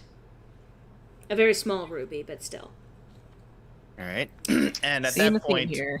yeah. So at that point, Koshi will turn to like to Lyronus, showing the letters, and go, "Keep the change, you filthy animal." Lyronus actually looks at the letters, and as he kind of starts reading through them, it suddenly turns bright red and puts them back in the chest. Oh. Haelum really wants to see the letters now.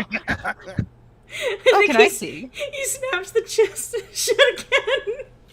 Well, thankfully it's Aw. unlocked now.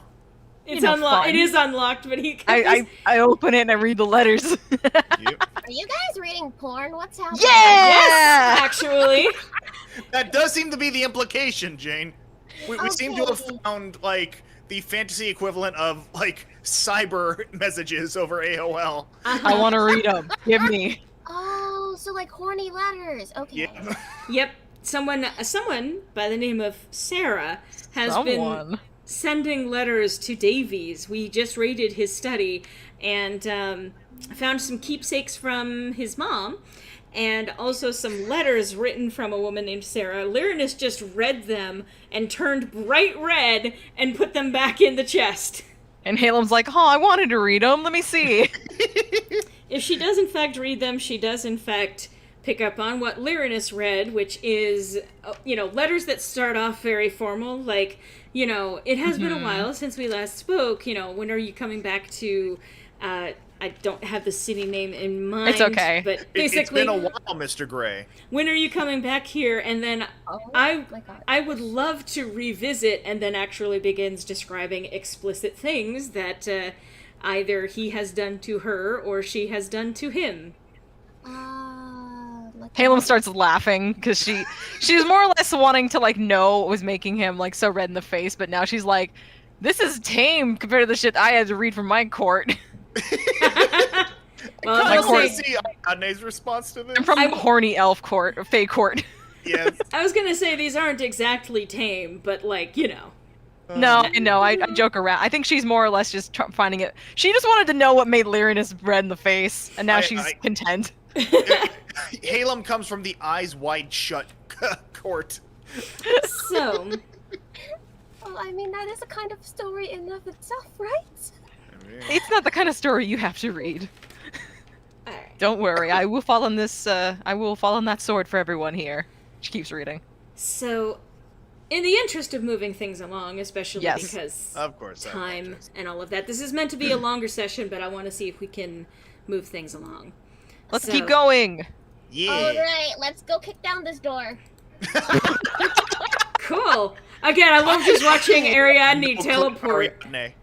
So, Teleports behind you. Go ahead. what door do you want to investigate next? The one that she's kicking down. I was just winging it, but I mean, sure, this door. Why not? This one? Yeah. It leads into the stairwell that is blocked off. She falls down the stairs. Roll a new character. I can Working on the reveal stairs, it, but dog. God. There you go. Alright, stairs. Let's fucking go. you can't. They're broken. No, no, Blocked no. off. Oh, Stairs don't work. Stairs machine broke. sad day. Stairs moldy and broken. Peepo sad. Oh my god. Where's all the peepus? Sorry. Do I have said a peep- spell room. that can My fix brain. Yeah, no, correction. Man. We found the penis room. that? Oh, Hell yeah. Sticks. Sticks in the bag. Okay, let's keep going. Please. So, alright, so you want to go... Okay, point out the doors one more time. So, this is a door. That's a door. This Oh, I is see. a It's door. like a closet. This is a That's a door. door. This, Door. This is a door. This is a door, and there are two doors over here. 2 doors down. I believe this is the door that has someone trying to open it. Yes, it does. Let's first check this one. Since it's probably... Is it locked? This one? Yeah. No, it is not locked. I just open it. Okay. let me- Ariadne, you can kick this door down. Here, come here. Alright. Go kick that door fucking down. Do it. Alright, kick. We're going in. What's in there? You're like halfway through revealing it, just zooms in. Let's But yes. see. You can roll perception. And Okay, I will. anyone can roll perception. Fucking let's go. Do I we perceive have all. eyes? Nobody needs to roll perception anymore. Damn. Amazing. What do you see with your elf eyes? all. I should probably Here, also go. finish revealing that. There's no reason to leave the wall invisible. Yeah. Okay. So, what you find, the hallway closet has crates of stored used bottles and a tall stool. However, you do notice that there is one bottle that isn't used with dark purple liquid swirling inside. Ah. And you find 2 bottles with a minty green color. Ooh, I like minty green. Can I potentially roll to see what these green liquids are? Yes, you may. Roll Arcana? Okay. Arcana. Arcanum? Well, I have no fucking clue. Hey, anybody else who's smarter than me? Hmm. Oh gosh. I Look have at these a vials, please. intelligence Alright. but Would this be either an Arcana check or a medicine check? You would roll Arcana for this one, and actually, Ariadne, you've got advantage. oh, Hmm. Oh. Well, okay. I have advantage on what am I doing again? Arcana. Yeah. All right. So just roll one more Arcana for me. Oh god. Here we Rolls go. worse. good thing you got advantage. Hey, Lyronus, come look at this liquid. Lyronus, please. Lyronus. I don't mean to be. Over. Oh, this is disgusting. Hey, Lyronus, smell this. Hey, Lyronus, smell this. Lyronus. Lyronus. Does this smell like chloroform to you? Ariadne, please, did you drink coffee? honestly though, like the "Hey, Lyronus, does this smell like chloroform?" sounds like his backstory, right? Am I wrong? Oh my god! Oh my god! Okay, have a good night, Ragnar. Alright, Lyronus, Good my night. boy. Do you know this? You does not. Fuck. He stares at Well, it. we tried. He says, well, I can't make out what this is. Like, he handles it and kind of swirls it a little bit. But perhaps we could ask, Miss Sally when we, well, wrap up here. Not a bad idea. Let's go ahead and pocket these. They might be important. Who wants to hold on to them? Who do you think? I just picture Koshi literally just saying that. I know, like just how fully Should we say that? Griffin, how fully clear your voice was too threw me the hell off. I was like, oh my god. Yeah. Like, not even Who like do you with think? the rah sound. They just go, who do you think?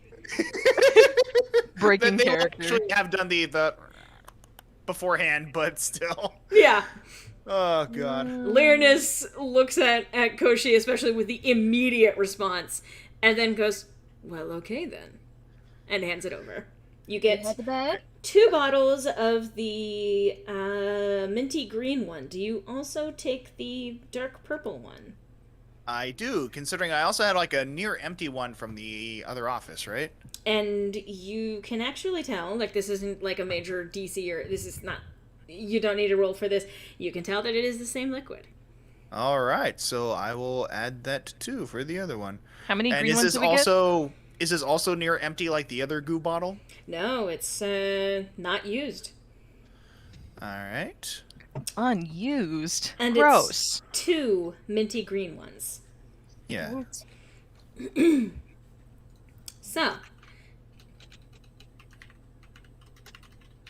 this door rattles again. So I think I will have Koshi go over and attempt to look through the keyhole. Would that be a perception or some kind of other skill? It would be a perception. All right. So Okay, cool. You can actually see, you can get a pretty good look of what's going on inside this room. What you see is a large room, decorated with trophies from defeated animals. Yeah, that's what you see. so Scroll this down a little bit, and I will do Because I will say the door is not locked. So, do you open the door? Before that, Koshi will comment to the others. This is a lovely room of death. Oh, good. Does this not describe the entire house right now? Shut up, you freeloading prick. Freeloading? Freeloading? I thought I was doing my... do you think... he looks genuinely hurt. Do you think I'm freeloading? She'll pat him on the shoulder and go like, don't let what Koshi says get to you. I'm sure they're working with a very small vocabulary. Or but yeah, what if, let's go with that. But what if they... but what if they... do... he just lets it kind of like... So... If anything, I'm the freeloader in the group, so... Not at all! He actually gets, like... He's absolutely, like, while he was sad at thinking that he was, in fact, responsible at her self-deprecating, he just immediately says, not at all! What are you talking about? We have business to do. He Lyronus voice, don't say mean things about my friend. That's exactly it. Koshi turns to Lyronus and Ariadne. Ladies, you're both beautiful. And just begins to open the door to end this. Okay. Haelum is gonna lean to Koshi and go like, don't upset them, okay? Koshi, we are fragile things. Everyone's very fragile right now. Just fragile things. Everyone's just really sensitive. All right. We are all eggs. What? I will say, you all see the same thing, the trophies from the defeated animals all hung on the walls. The dragon is clearly a fake, but it does seem to have porcelain scales. Ooh. And, let's see. Yeah? Koshi will investigate the dragon head. Okay. You find that it is a fake dragon head with porcelain scales. Alright, nothing else hidden within or to that effect? Nope, it's just a dragon head. A fake one. Alright. With porcelain scales. I see. Alright, and you hear a rising moan of a woman filling the room. And... Oops. A figure rushes at you from a misty tear in the air itself. Now, let me get this open. Oh no, do we have to roll initiative? You know what the funny thing is? What? I was picturing in my mind's eye Koshi just feeling like they're on a roll, taking the dragon head off like the mount and kind of looking inside. And so by the time the ghost shows up, they turn around. Koshi turns around with the dragon head on their own head. Oh my god. To this, looking straight at this ghost, and they're like, what the fuck? Koshi's fucking unhinged. Alright, so roll initiative though? Yeah, I'm not doing so good. Let me see. Alright, select this. God. I mean, this makes sense with Koshi having a fucking fake stuffed head on their head. Here, I have to step away for just a moment. Guys, roll initiative. Okay. Gotcha. Oh my god. Let me roll her initiative. That makes sense. That's 9. Yep. And let's see, Lyronus. I'm gonna have to add you manually. Rolls a nat 1 on initiative. Actually, Fucking amazing. I can Pardon also. my language. I can actually roll him because I've got him in there. So. Yeah. There we are. He fucking sucked. Cool. Let's put Put this. fire. Huh? Yeah, he's also 7 like Koshi. But Yeah. let's see. What's your dex? Koshi? Oh, me? Let's see. My dex is, well, the mod is 5. Well, the modifier is 3, but my core dex is 16. Okay. Actually, that puts Lyronus over you. That tracks. Okay. He's fast boy. Okay. Yeah. So, Haelum is up to bat first. I'm Hello. back just in time. I clicked back to the Discord and found Davy's picture again. Just Nerd. glaring at me. He got pushed into a locker. Mean. Pushes himself into a locker. Yeah. He did, though. That is entirely his own fault. So Haelum, it is your turn. All right.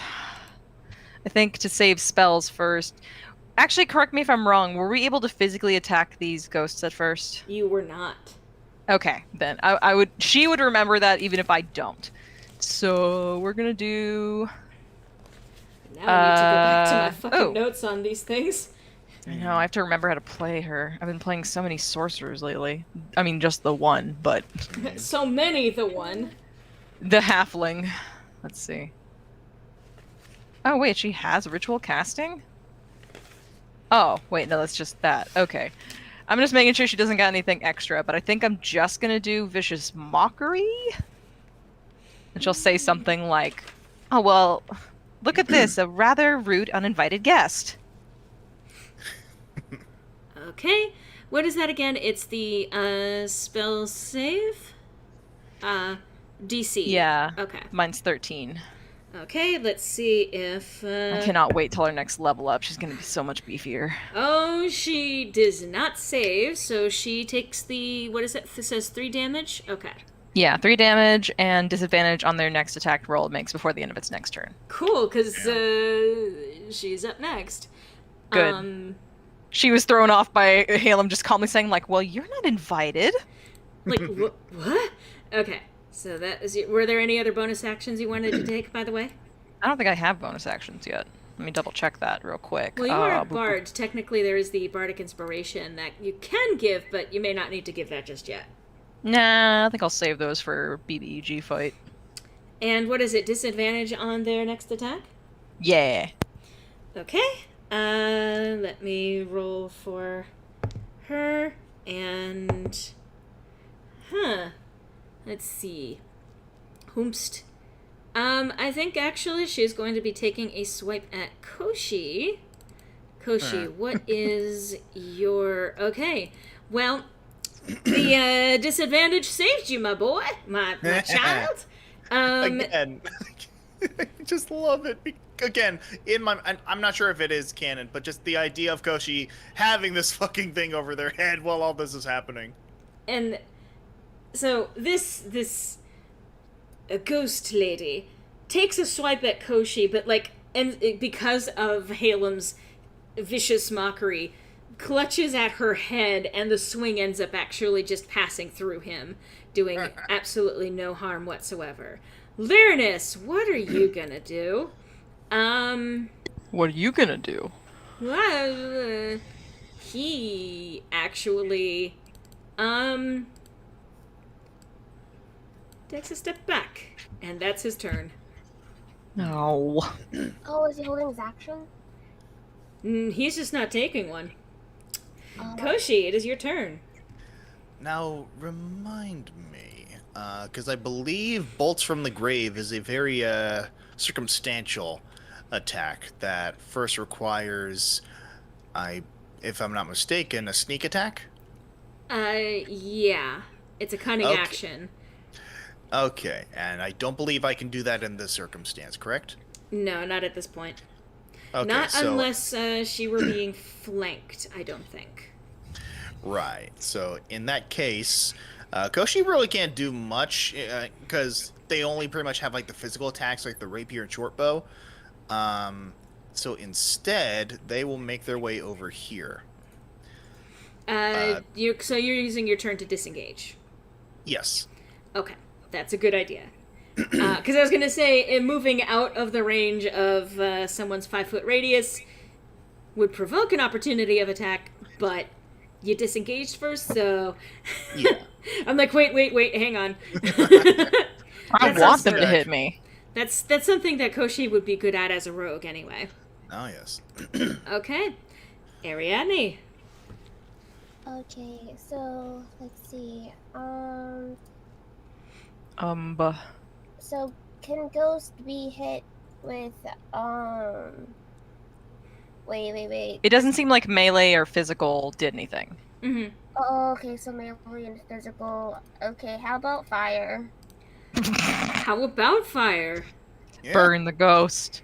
Can I? In this room full of flammable trophies. I'm sure Yeah. it's fine. I love it. I'll set the ghost on fire. Did that work? I don't want to set the Produce world flame. on fire. I do. All right, that hits. Click on produce flame. 2. Rip. I mean, it's still something. So Yeah. okay. All right. And Haelum, it is your turn again. Again, it's almost like I get a turn every round. I know, right? Well, don't fix what ain't broke. I guess I'll do another vicious mockery. I want to try to save my Yeah. spell slots here. You're gonna want to. What the fuck does that mean? Okay, wisdom save. Only a 1. Oh, and unfortunately, well, let me roll that again because it ended up on a side. It is hard to tell which one was correct. Oh, okay. Oh, okay. She does not save. Cool. Cool. So you shaved a little more. Okay, cool. And She'll say something like along the lines of like, "Look, this is really inconvenient, and it would be much better if you just didn't do any of this." yells in pain, charges after Koshi. And Sensing a theme here. okay, let's see. It's got against birds. Hey, Probably the same thing I do. Koshi, roll a con save for me. A con save? Okay. Okay, so the ghosty starts to dissolve into a mist and surrounds Koshi, but unfortunately, Koshi literally just basically goes no. And No. the ghost is not able to possess them. Yeah, them. However, this now it's being focused on Koshi. Lyronus does not like this, and so he chimes up finally. Let me think of what he says here.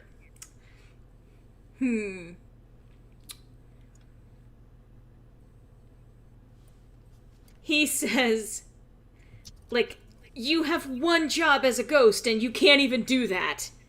And she does not make that save. Even in the afterlife, you're doing such a terrible job. And what is the damage on that? It's a 1d4? Okay. Y'all. Like, you have one job as a ghost and you can't even do it. You had one job. Oh. Hey! Good boy, Lyronus. There's no more ghost, is there? There is no more ghost. So long, gay bastard. How about you just leave? It dissipates. And so, let me add... Wonk. Ghost Actually- unemployment. I'm just gonna... I even love the idea that while the ghost was attempting to possess Koshi, they sort of went, I think not. And just kind of cons it off. The woman dissipates in pain, again clutching at her head as Lyronus delivers the final blow. And yeah. I'm gonna close the turn order for now. For now. But he, like, while he smugly said the line, he's kind of like the smugness drops from his expression.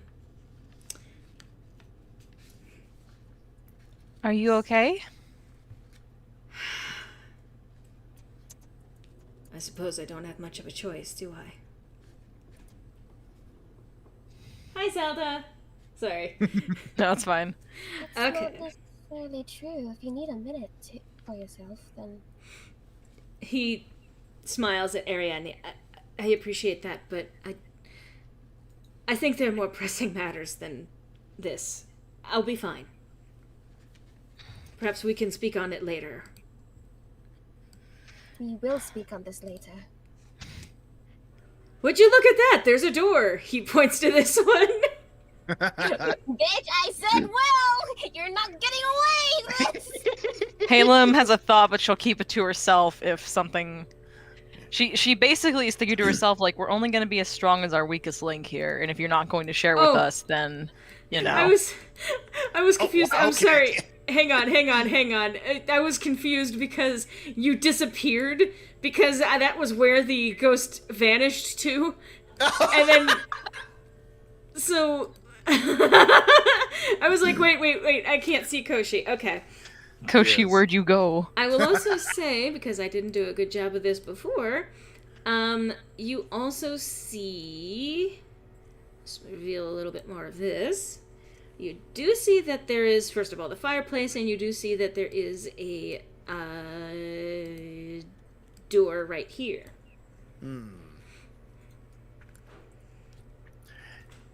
So, given their luck with the last one, in terms of the last room and fireplaces, Keeps diving into fireplaces. no, here's the thing. Koshi will hand the fake dragon head to Lyronus before investigating. It's too big!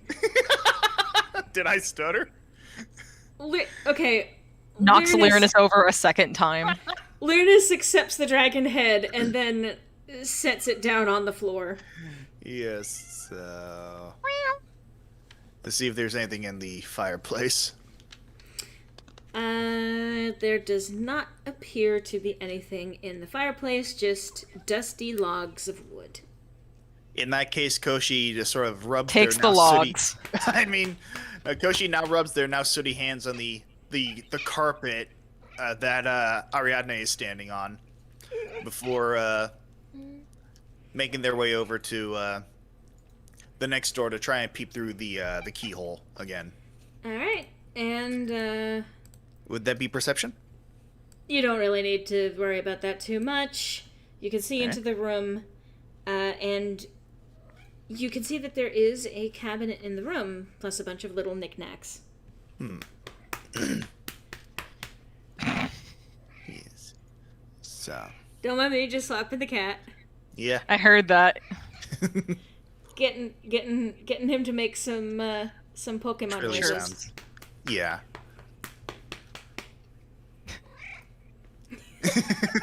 that gets the views. So you're looking in. Do you look in the cabinet? Yes. Would that be investigation or perception? It'd be investigation. All right. So, da-ba-da. Okay. You find a bunch of vials of herbs used in medicine and spellcasting. Fuck yeah. How many vials? Let's say there are 10 in total. However, at this point, with the number of glass vials you were carrying, you're not going to want to keep piling those in. That gets to the point of you run the risk of glass breaking on you. That's fair. So I'll just put 10 vials of assorted medical herbs. I mean, here's What a I was saying was- suggestion, if it makes sense. You could take the herbs out and put them into your components pouch, however they're organized. Do you have one? Actually, hold on. I don't think I have a dedicated components pouch. Okay. I don't think that would help them. The way I figure it, Koshi has been storing most of these things in the bag of holding. Oh. Okay, well, if he wants to shove a bunch of the herbs and stuff like that into the bag of holding, they are welcome to do so. Yeah, they've. That's pretty much how I've been explaining because they've got a lot in their inventory at this point. And we So can pretty take them out and consolidate after. Yeah, so everything they've picked up since they got into the mansion has been pretty much stored in the bag of holding since they got it. Okay.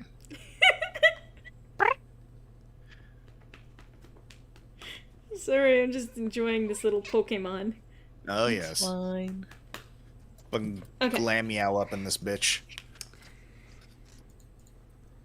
Koshi, you good?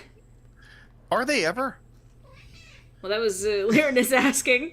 Okay, just the phrasing caught me off guard. So after that, Koshi will hold out a hand, which is holding about 3 of the herb vials, and sort of wave at the show that they have kind of struck pay dirt, as it were. Do not. Sorry, the cat. And after gathering them, they will actually make their way over to Ariadne to show off the medical herbs. Oh, this? Should I roll medicine? You can tell, I mean, you don't need to. You can tell that these are used for both medicine and spellcasting stuff. Yeah. Components, nice. Yeah. Components, Thank you, Koshi. Yeah. Koshi nods and again puts them back in the bag of holding. So, do we I'll want? look later. Do we want to pursue this door? Yeah. Okay. Is it locked? It is not locked. I lockpick it anyways. I love how this whole like dungeon here, that this house has become one big shopping trip for Koshi. Oh yeah. Mm-hmm. I mean, this is the biggest hall yet. Okay. Yeah. So, Let's go. in this room, you finally see where Danforth is keeping his stockpile of magical items. On the long table, you spy several trinkets, statuettes, bowls of unusual liquid, rings, and pendants, and a pair of carved blue stones. Do you want to look at these things? Hell yeah. Yes. Would you like to I'm gonna move ident- myself into the room a bit more. Okay. Let's investigate. Yeah. So Do it we have to would- roll for each thing or all together? Just roll Arcana, and I will tell you how much you're able to identify. You nothing. Haelum's not looking. Haelum's looking at the statue and going, I'm far prettier. Yeah.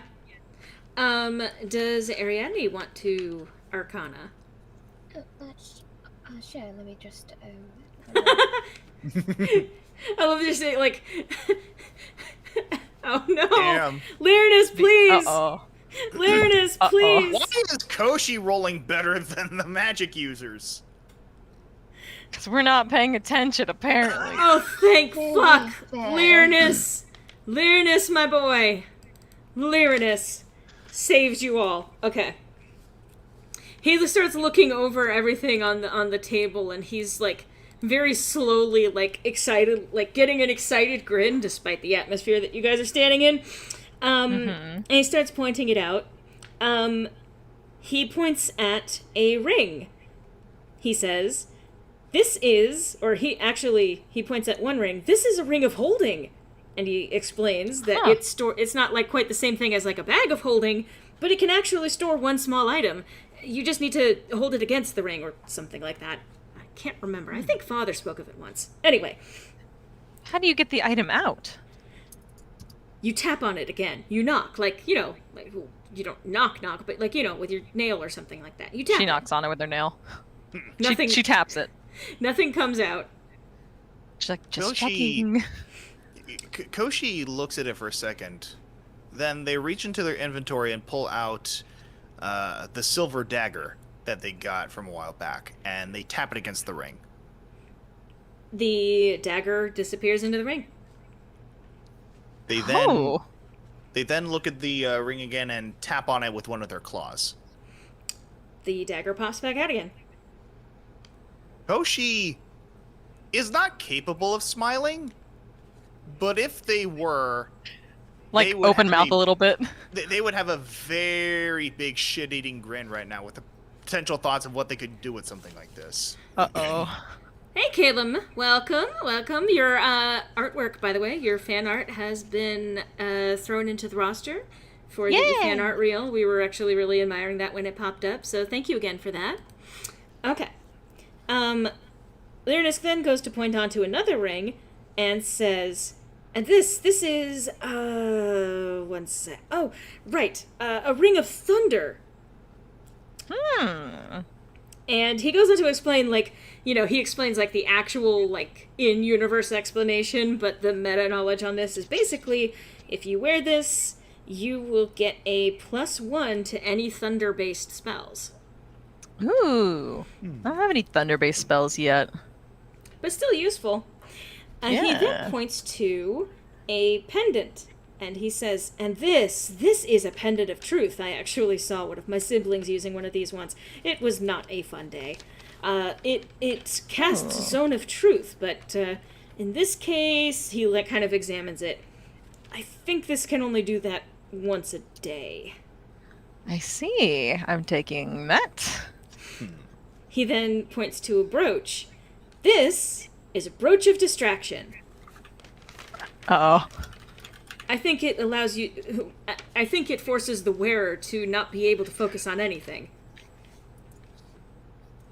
So, Well, let's not wear that. I was gonna say, this seems like in the same vein as like the orb of gullibility. Uh-huh. By the way, did you say it was a necklace of truth? Brooch. Pendant of truth. Pendant of truth. I just want to... I'm writing it down because I'm taking it. Yeah. The bowls containing liquid, he points them out, like, they're not in vials, so not easy to carry or anything. They're just in bowls. But he does point out, this one, he says, all right, I cannot figure out this one. It's like a light blue liquid. I cannot figure that one out. He points to one that's bright red and says, similarly, I don't know what that one's about. He points to a third one that looks like almost somewhat translucent white liquid, and says, but that is dragon's drool. It's actually... Gross. It's actually something that even non-magical users can use. I think you have to mix it with something else. But it does have usually it has some kind of dragon's breath properties. I can't tell what kind just by looking at it, though. He kind of shrugs a bit. But some kind of dragon apparently has drooled into this bowl. Well, I guess I could spend some time to identify it, or we could just take it.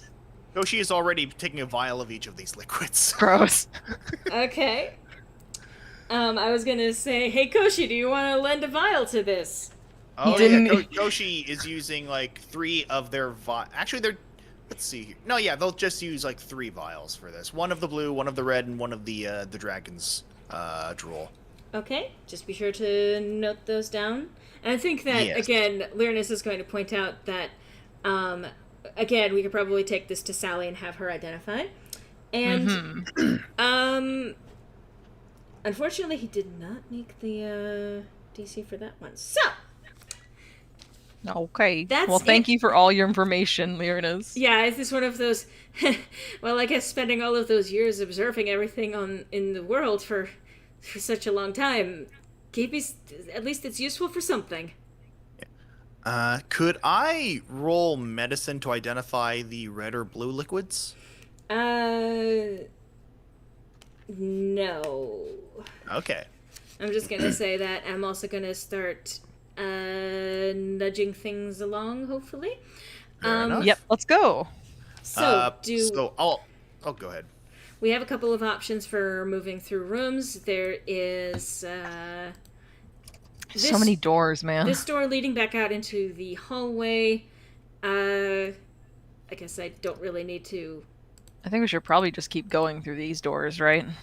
Yeah. This one is just a little closet. Oh, nothing in there, or should I roll? You see soaps and some cloth and what looks like a tipped over tea kettle. I'm gonna take a bar of soap and add it to my collection of soap. That's a good idea. Yeah, She actually and- does keep soap, so she's gonna grab one.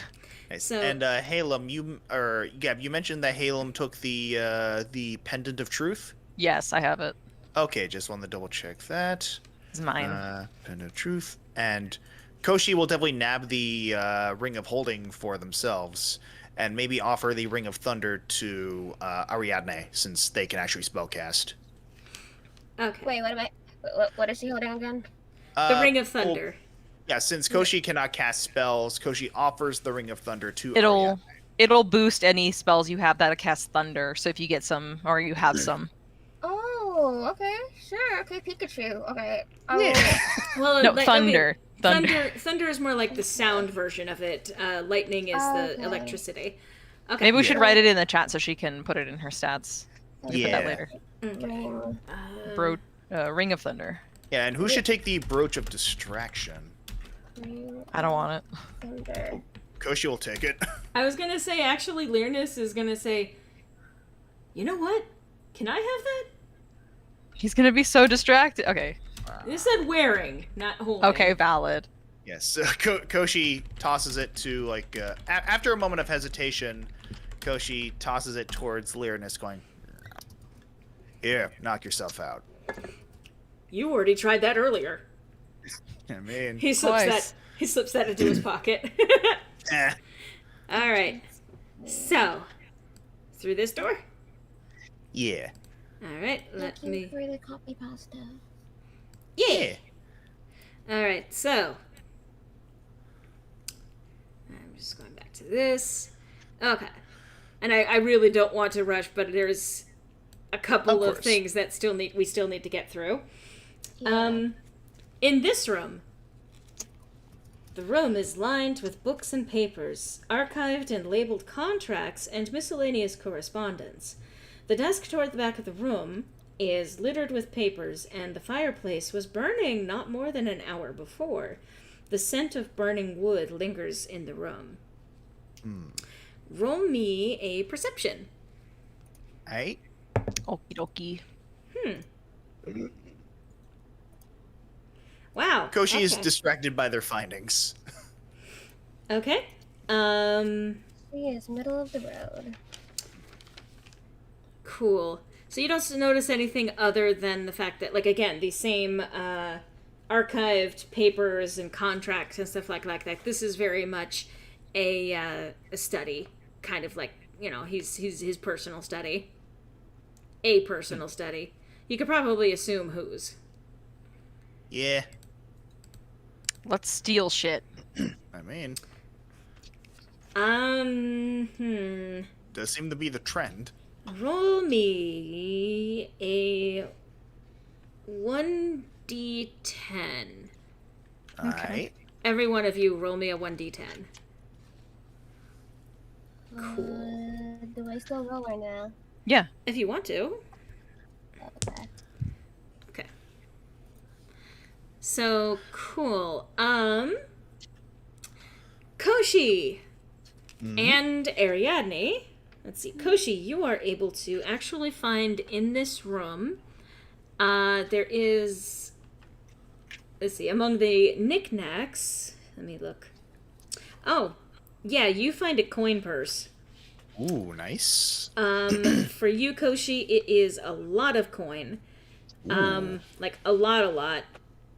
It is 200 gold coins in this coin purse that you find. Fuck yeah. So, adding that. Ariadne, you find one silvered longsword. One silver longsword. Okay.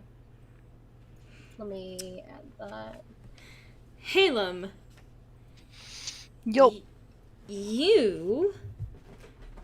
Oh my god, Zelda, please. Zelda. Just calm down. Okay. I'm gonna even say that you're basically checking out that chest that's right next to you. Yeah. Ooh. Roll me a 1d2. Okay. You find one blackwood staff. Ooh. And, like, it's... I know it's a small chest, but basically you find a staff that's actually, like, let's just pretend it's a bigger chest than it is. But you do find the staff in there, and roll me Arcana. Yeah, and if this doesn't work, I might just cast... I'm just gonna cast Identify.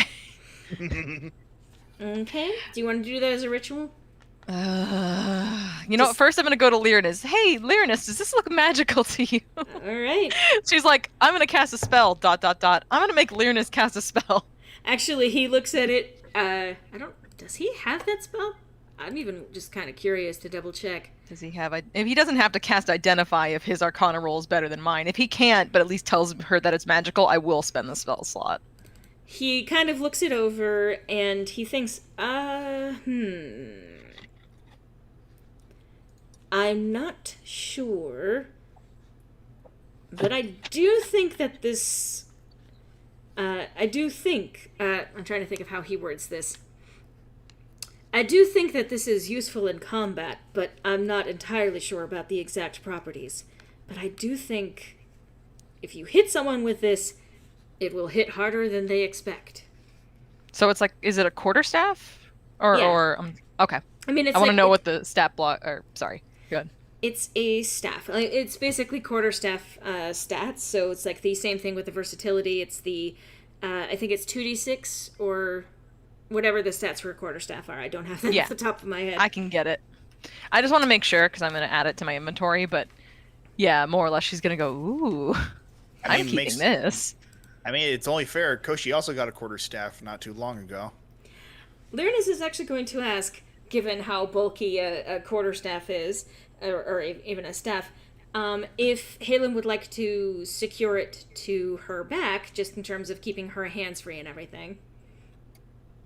Oh, yes, of course. He offers to help her attach it, so that it will be secured.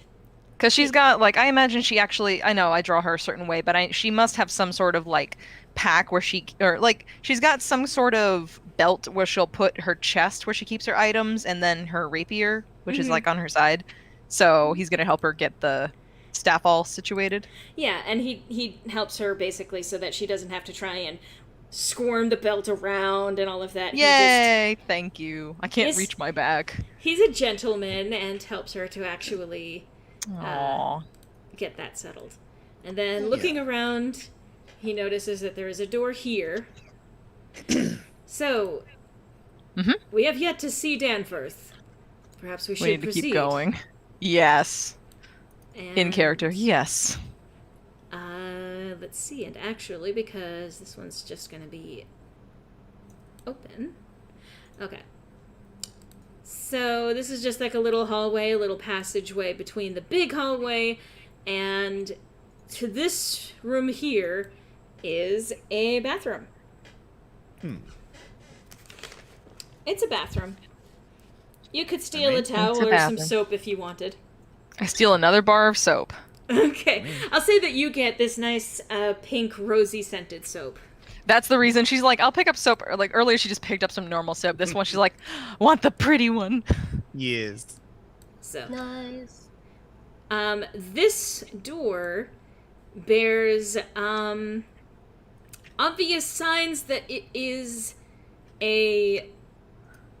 it's an important door. Time to kick it. Time to kick it? Does someone want to go kick it? Yeah, I'll kick it. Do it. You're a resident kicker. Oh yeah. All right. There's 2 ways to unlock a door. You kick a door open. You kick a bitch. Yeah. Let me get this. It's me. I'm bitches. Alright, we're in. Let's go, people. I should probably also move the map so that people can see what's going on, huh? Okay. Let's keep going. Okay. So I will say that what you're seeing is a bunch of windows leading out onto a balcony. Let me get the description of this room.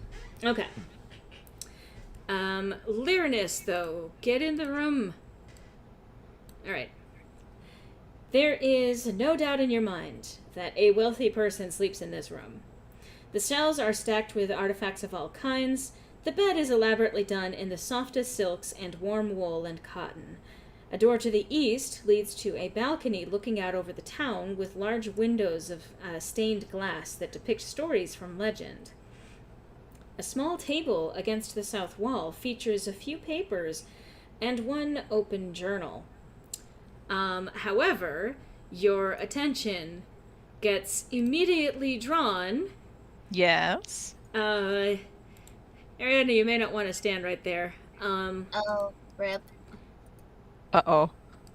Rip. Uh-oh, ghost. Uh-oh.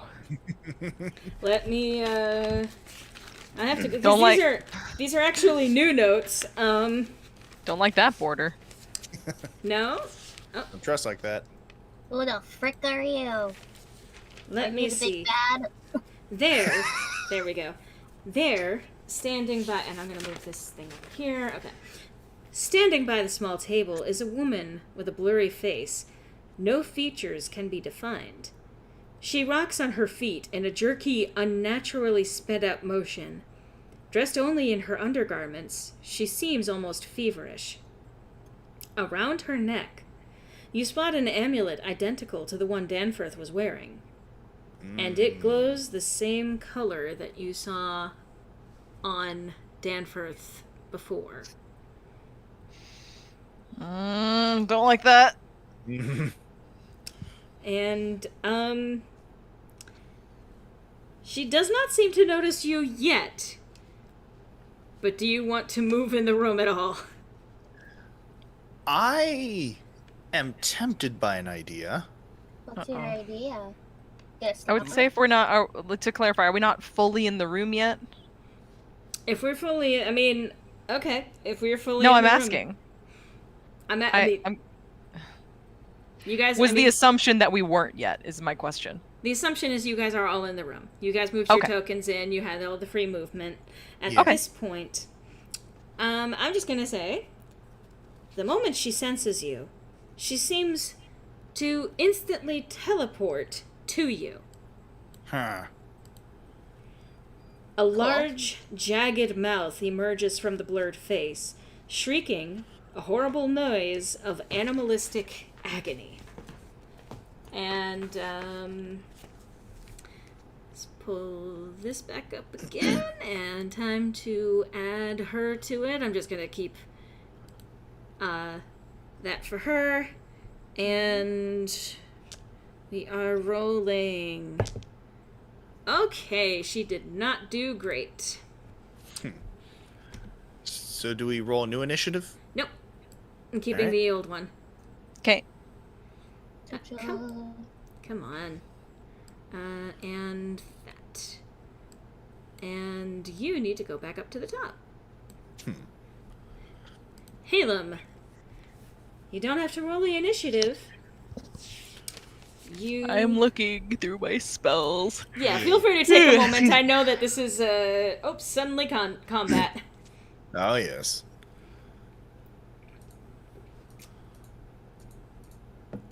And in closed quarters, no less. Uh-huh. Well, I will at least try this. I want to try to incapacitate her with hideous laughter, Okay. which will sound even worse coming out of her, I imagine. Boop. Okay, and it's 13. I need to get a higher spell save. You will, eventually. Hey! I need to go buy me one of them's. I mean, So let me just read the description. Interesting. Okay. So I will say, the only thing that you can still hear out of her is that same, let's see, what is it? The horrible noise, shrieking, a horrible noise of animalistic agony. That's still all that you can hear out of her at this point. It's the only sound she can make right now. Ah. But Can we make up what the sounds are saying? she goes back to rocking in place and even bending forward somewhat. Huh. And I will say, while there are no eyes, tears start showing on her face. I don't like this. And what does that do?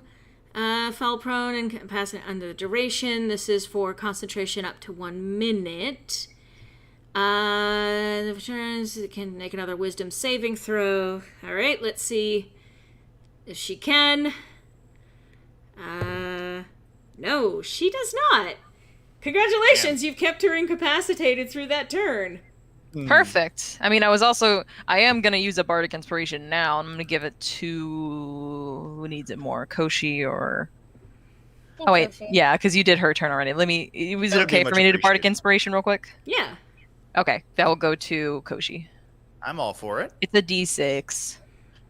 Yeah. Got 2 left. Nice. Oh, Jesus. And you know what? You I good? mean, even gonna say, in the interest of time, this could even fucking work. Yeah, may as well just drop that in the chat. Ooh, avoid fighting altogether. I love this. Okay, so she's not gonna make that DC. I can already fucking tell. She has no way of rolling that high. Damn, I want. God, I wish that were me. Same. So I will say that after a moment, like, there's the horrible noise that actually got louder when you cast that on her, the fucking hideous laughter. And Lyronus, seeing the state that she's in, I think it's even seeing the tears that showed up on her face, that Lyronus gets the idea, and he casts Calm Emotions on her. And after a moment, the shrieking, horrible noises stop. And she seems to actually, like, she calms down. I think that there's still, like, it goes from shrieking, horrible noises to laughter to soft giggling. Like, you actually hear a woman's voice emerging out and taking the place of the shrieking noises that she's making. And let's see. Okay.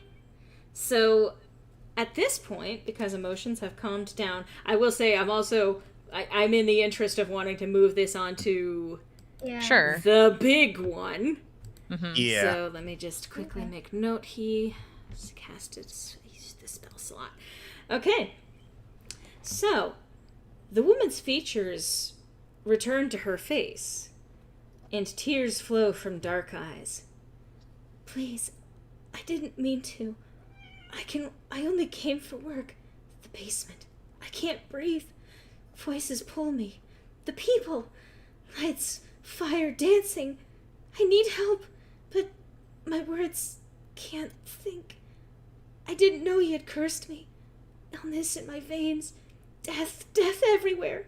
I'm so sorry. Please forgive me. I just wanted to escape that man and his poor daughter. The amulet cracks, still glowing. Free her. The little girl is trapped. This curse, Fire floods over her body, and she vanishes within it, both winking out just as the amulet thuds against the floor. Because the funny thing was, I was considering using one of my turns to attempt sleight of hand to take the amulet off. Well, now you don't have to do it. Zelda, leave that alone. Now you don't have to do that. She started to rub her face on the fucking microphone, and it's just like, no. God. So that happened. Let's whoop, she gone. Yep. So Good job, everybody. Koshi is going to pull out a crowbar from their inventory and use it to lift the amulet off the ground by the chain. The glow is gone, by the way. When she vanished, so did the glow. Koshi will sort of, still holding it by the crowbar, hover it over to Haelum and, just to expedite things, ask via quote if she can cast Detect Magic on it. Or identify, if you have it. Yeah. I keep forgetting, by the way, that you technically don't use up a spell slot with ritual spells. You just have to take the time. Yeah. So I can do identify. Okay. Cool. Without having to use up a spell slot. Nice. Cool. I think this is the thing that she can very much take the time for. Yeah. So this is just a note that people out in the audience are not going to recognize the reference to, but remember when Louis identified the bear? Oh no, come on. No. I'm just saying, just remembering that, invoking that, just to kind of, what Haelum feels is not only, like, does she get, like, an understanding of this thing, the immediate understanding that she gets of it is this sense of not just desperation, but deep, deep evil. I see. Like, you this sense of dread, like, basically it's the same thing that you've been feeling throughout the house, that chill, that sense of death and all of that. But then within as you understand this thing more, it is, at the moment, inactive. But what you can tell about it is, as has been described in the journal, it is used to control the wearer and put them under the will of the other holder of the amulet. Of the other amulet, rather. Yeah. But it's inactive, meaning that the magic in it has dissipated. Gotcha. So she would be holding it by this point, like having learned that, and she'll share that with the group. By the way, Lyronus is crying. He's not the only one. That poor woman. She must have been the first victim. I guess so. These poor spirits being stuck in this house. Occupational hazard. I think she must have been pulled back here after, unfortunately, starting that curse. Or being the ground zero for the curse, basically. Mm-hmm. Well, she's free now, isn't she? I hope so. If not, and he looks at the amulet again, then I think we know what we need to do to make that happen. Let's go find our man. I will say that there is also still another diary in the room. Yeah, Okay. the journal, right? That's on the desk. That was over here. Yeah. Go for it. So, Ariadne, looking at it. Grabs. Cool. Emily has told me she craves vengeance on the town whose evil made her so ill in life.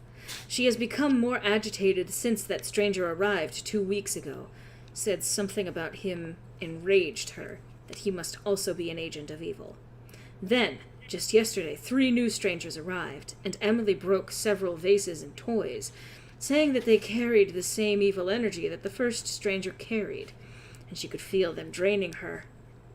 If they remain, she says it will send her away again. I will not allow this. But if Emily stays agitated too long, her temper will break the house in twain. I have soothed her by playing her favorite song on the piano, but I can still feel her anger. My poor Emily. I will end this as soon as I can. Once I get Davies under control, I will trap those horrid strangers and let Emily play with them as she pleases.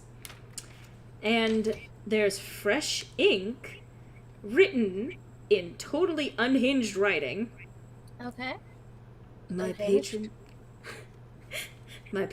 have come to collect my life for my daughters. What has he done? He probably summoned someone. Oh boy, let's go. Time to unsummon them. Mm-hmm. So, Unsummons your summon. I guess in response to that, Koshi will even add, and slowly and surely, they drew their plans against us. Okay. alright. And I'm just, don't mind me, just getting a different set of dice. It's not that important. I'm sure it's fine. It's nothing. It's nothing. I'm sure it's fine. It's nothing. Door are we kicking down next? This one? Okay. I'm just scooting. Sorry. Okay. So yeah, this door unlocks as soon as you exit it. And I will say, Ariadne, you touch this door, and it actually, the thrumming that you heard upon entering this floor, you hear it intensify here. Let's go. She warns the others. I'm ready to fight. You hear it. Lyronus, actually, any one of you, roll Yes. Arcana. Okay. Okay. Cool. Oh, God. Ariadne, so you touch the door, and you sense that there's a barrier there. A magical barrier that means you cannot open this door. But as you're standing there touching that and getting the impression that this is a barrier, all of a sudden you feel you sense that there's actually even a tugging from the amulet currently in Haelum's possession. Haelum, you also feel this tugging from it. Well, don't like that. Your amulet wants the door. Should we let it? Do we Do have we many have a options? You're both right. Koshi, at this point, Koshi will even speak up. Here's an idea. Actually, fuck that. Actually, And they will sort of hint at us, maybe not allowing the amulet to go right towards the door, just in case it falls into the hands of whoever is summoning it. that is the worry that I have, but I think it is our only way in. Yeah. Damn. Lyronus suggests holding it up to the door, like not opening it, but up to the Controlled. Yeah, okay. Mm-hmm. Okay. I'll do that. Okay. I have a quick question. Yeah. Yeah? Can I cast guidance for everyone before we do that? Sure. Bap, bap, bap. Just Alright, everyone has guidance now. send that Big to the thing. chat. Hell yeah. Cool. It's Thank a you. cantrip. Cool. One ability check. Cool. Roll the die before making. All right. For the next minute, it is concentration. However, just keep that in mind. Oh, yeah. Oh, that means you can only do one at a time. You can't do 3 at a time. Oh, I can't? No, Yeah. concentration means that you can't cast another spell that has concentration. Oh, shit. Okay. So you can pick one of us. I'll go with Haelum because she's the one who had the amulet initially. Okay, thank you.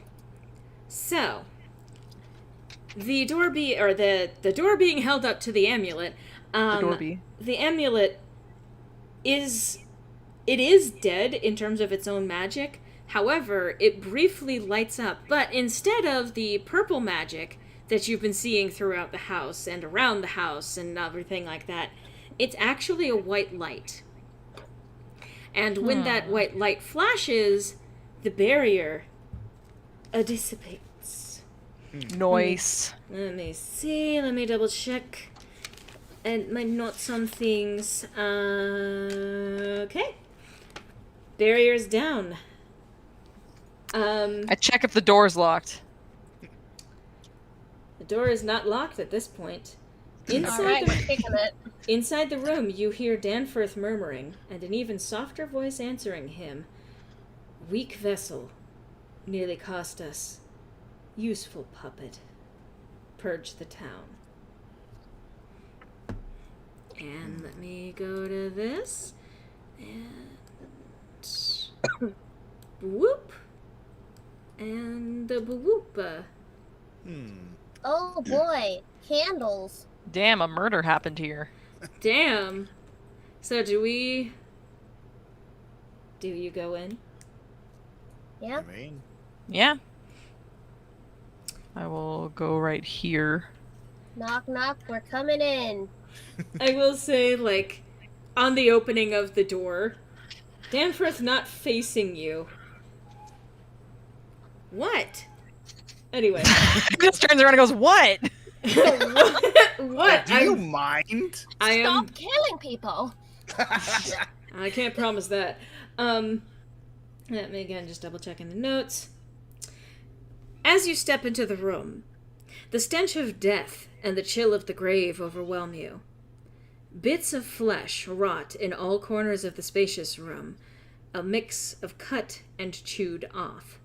The floor is thoroughly stained with blood, which is impressive. The room is caked with black mold, which almost appears to roil with life. Candles cover what blood-rotted flesh and mold do not. Many, many candles, heavily burned, manage to cut through the exceptional dark enough to highlight the figure standing in the middle of the room.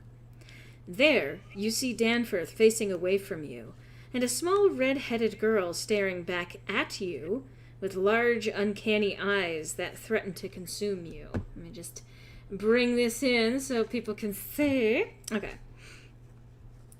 Danforth, I bet you think you're coming here to stop some great evil, Danforth says, turning his head enough for you to see the outline of his jaw. But you know so little. This town is corrupt. More than just Danforth and his cursed family. Oh, the average Vermouthian means well, and have their shows of kindness. But they let excrescents such as this. Danforth gestures at himself. This is what those people respect. No, revere. A man who plays games with beings far greater than he is. Danforth finally turns towards you in earnest, and you can easily see his eyes radiate red and are far too wide to be a natural expression. It's interesting that you show yourselves now.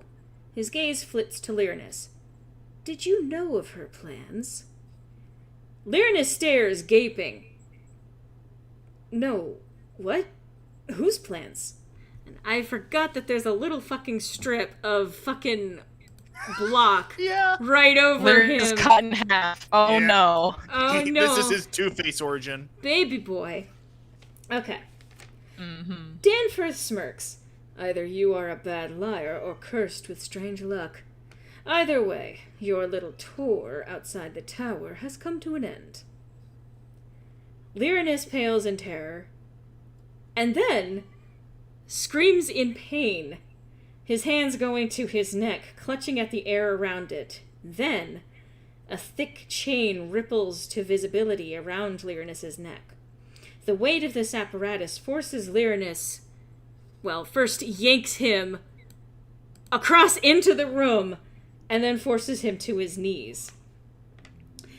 You will never break her chains, laughs Danforth, who then turns his attention to you all. The rest of you, it's such a shame he dragged you all into this. Ah well, suitable fresh meat. The little girl stares at the party. Not before the siphon is established, Zubia. Danforth sighs.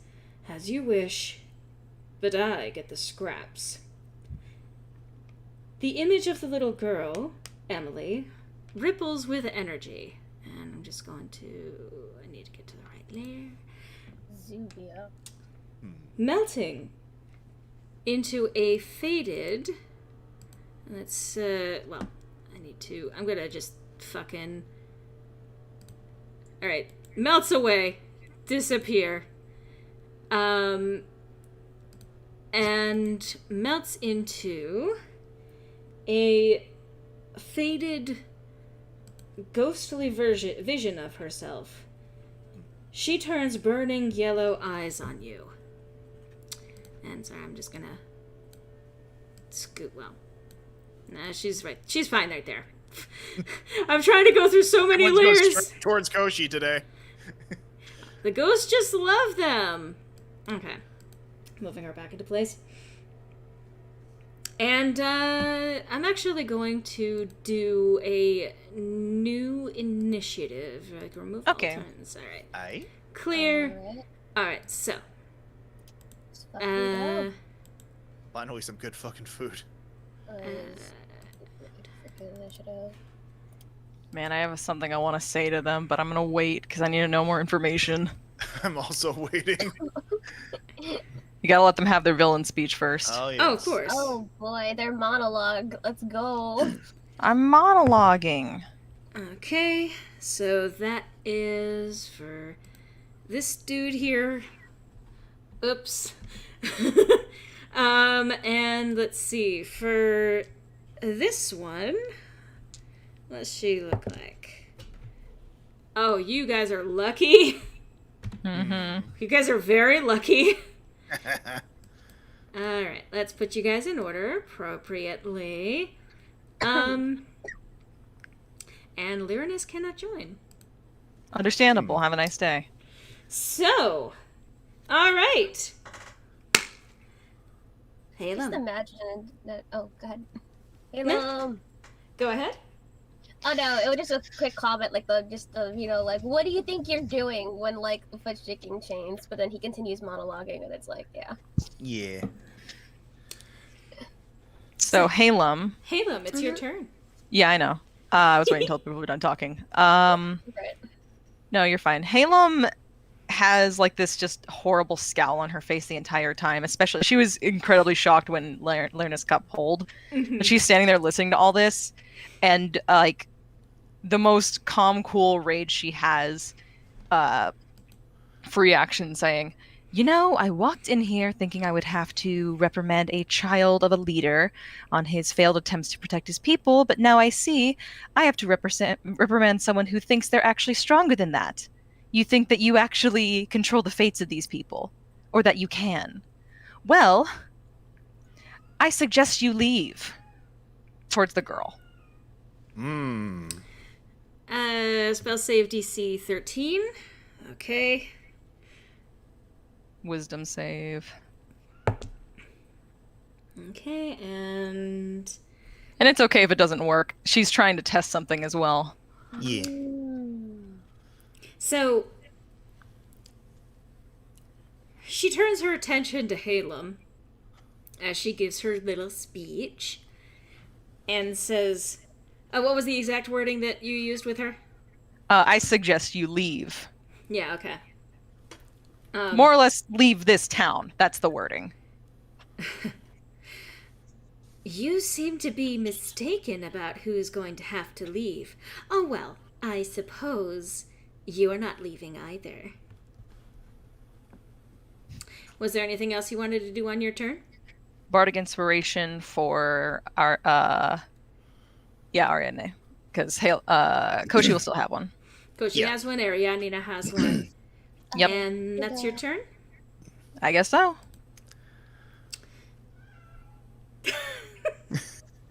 I guess she has some words. Okay, so... What does Zubia want to do? What does Zaboomafoo want to do? Oh my god, stop. Zubia? Let's see. Whomst. Actually, okay, I know exactly. Hey, Ariadne, roll me a charisma save. Oh boy. Oh boy, I'm gonna be great at that, except not.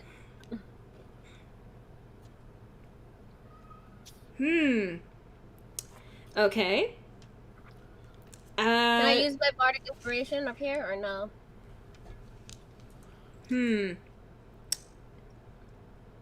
No, you don't have to. Thankfully, what you do sense, what happens is the amulet around Danforth's neck glows, and you feel this sinking feeling of dread starting right in your chest. However, you basically assert over it that, no, this isn't happening, and the amulet's glow fades again.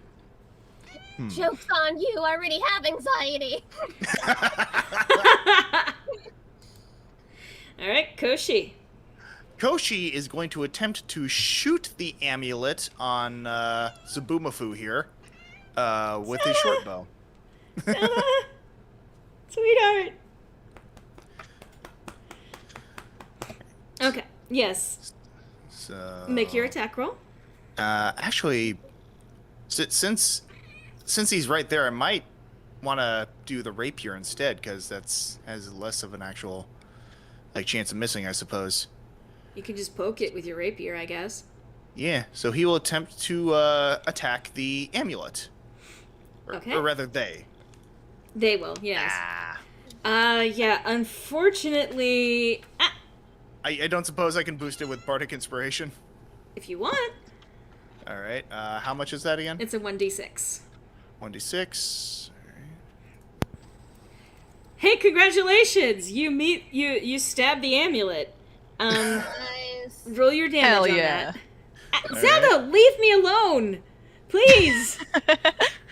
Okay, interestingly... Oh. Hang on. So you hit the fucking amulet. You know what? Smart move. The amulet cracks and then shatters. Ah! Zelda! She's clawing my arm. That's the reason why. Oh. That's just it. You usually don't have to take cat RNG into consideration when it comes to online. Sweet. Baby time now. It is, in fact, baby time. Okay. Danforth suddenly stumbles and then collapses. Sorry, I was even just going to say for flavor text, like, as Koshi was doing the actual stabbing, they'd go, "You are a sad, strange little man, and you have my pity." I see you. Then collapses. The amulet actually sharpens its glow as it's, like, cracking and then shattering. And then the energy completely dissipates, and he slumps lifelessly to the floor. That sucks. Sucks. Rip. Sucks to suck. And I'm just gonna... He's gone. Alright, Ariadne. Alright, so he's gone. We have the amulet. It's just the girl left, right? Mm-hmm. It's just the girl left. Is she holding any kind of amulet thing too, or no? No, she is not showing any kind of amulet. And she's just a ghost, so... She's just a ghost. No, like she's a ghost as in, like, physical, like, piercing wouldn't do anything to her. Ooh, actually, good point. Can we make that assumption? You can. No, I should have worded my question. Like, can she tell that she can't use Thorn Whip on this girl? I just need to know if I can Bulbasaur or not. I just need to know if I can Bulbasaur. Well, I see you, Jane. Is Ariadne still maintaining the concentration for guidance? We can just drop it. Okay. If you want. Okay. Wait, does Thorn Whip require concentration? It's not that concentration in itself, but you can't cast you can't take another action like that while maintaining concentration. Am I wrong? Wait, I thought Thorn Whip doesn't require concentration. It's not a matter of, okay. No, I think the thing we're confused on is we thought that only if you cast a spell of concentration, it interrupts a previous spell of concentration. Yeah. I'm even just gonna do a, casting another spell. Okay, I did not know that. So cool. Yeah, you can try. You can do the Thorn Whip. Yeah, while concentrating a spell, casting the spell doesn't break your concentration unless the second spell also requires it. There you go. Oh, yeah, I was just looking at that. Cool. Yeah. You can try Thorn Whip. You can try Corn Whip.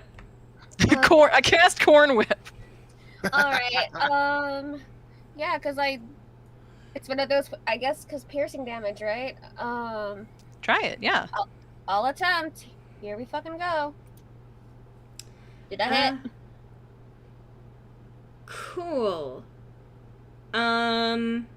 Yes, roll your damage. Alright. Sad. Even without the board in the game, the cat will stop you from playing. Yep. Cool. Alright. I did not actually add fucking health here. But I do. Didn't think we were going to do any damage, huh? No, I didn't think you were going to do any damage, so... Alright. Are we allowed to do, like, inspiration to the damage, or... No? Oh, no. Bardic Inspiration doesn't affect your damage. Dang. Okay. Just the actual attack roll, I believe. I remember that much. So, what happens is that the Thorn Whip actually passes through her completely. However, she does still cry out in pain on you having done so. Oh, I have a question. Yes? Can I, for flavor text, aim for the neck? Oh, shit. You tried. That's what we did. That's what she did to, like, Lyronus and stuff, so I mean, you know. The thing is... He's got a favorite spot. Sorry. Oh, wow. I mean, I could... oh, thank you, Zach. Hope you have a good evening. Yeah. Take care. So the Thorn Whip does, like, connect, and she does, like, cringe in pain, but it does not... It passes through her and just kind of ends up falling to the floor or retracting. It does not seem to actually be able to grasp her, but... I can't pull her to me 10 feet. Darn. Unfortunately... But it still seems like it did damage? It did damage. Hell yeah. Okay. That's good. She did not like that, though. Good. She's not supposed to like it. I mean, unless she's into it, but I mean... More power to you. Yeah, exactly.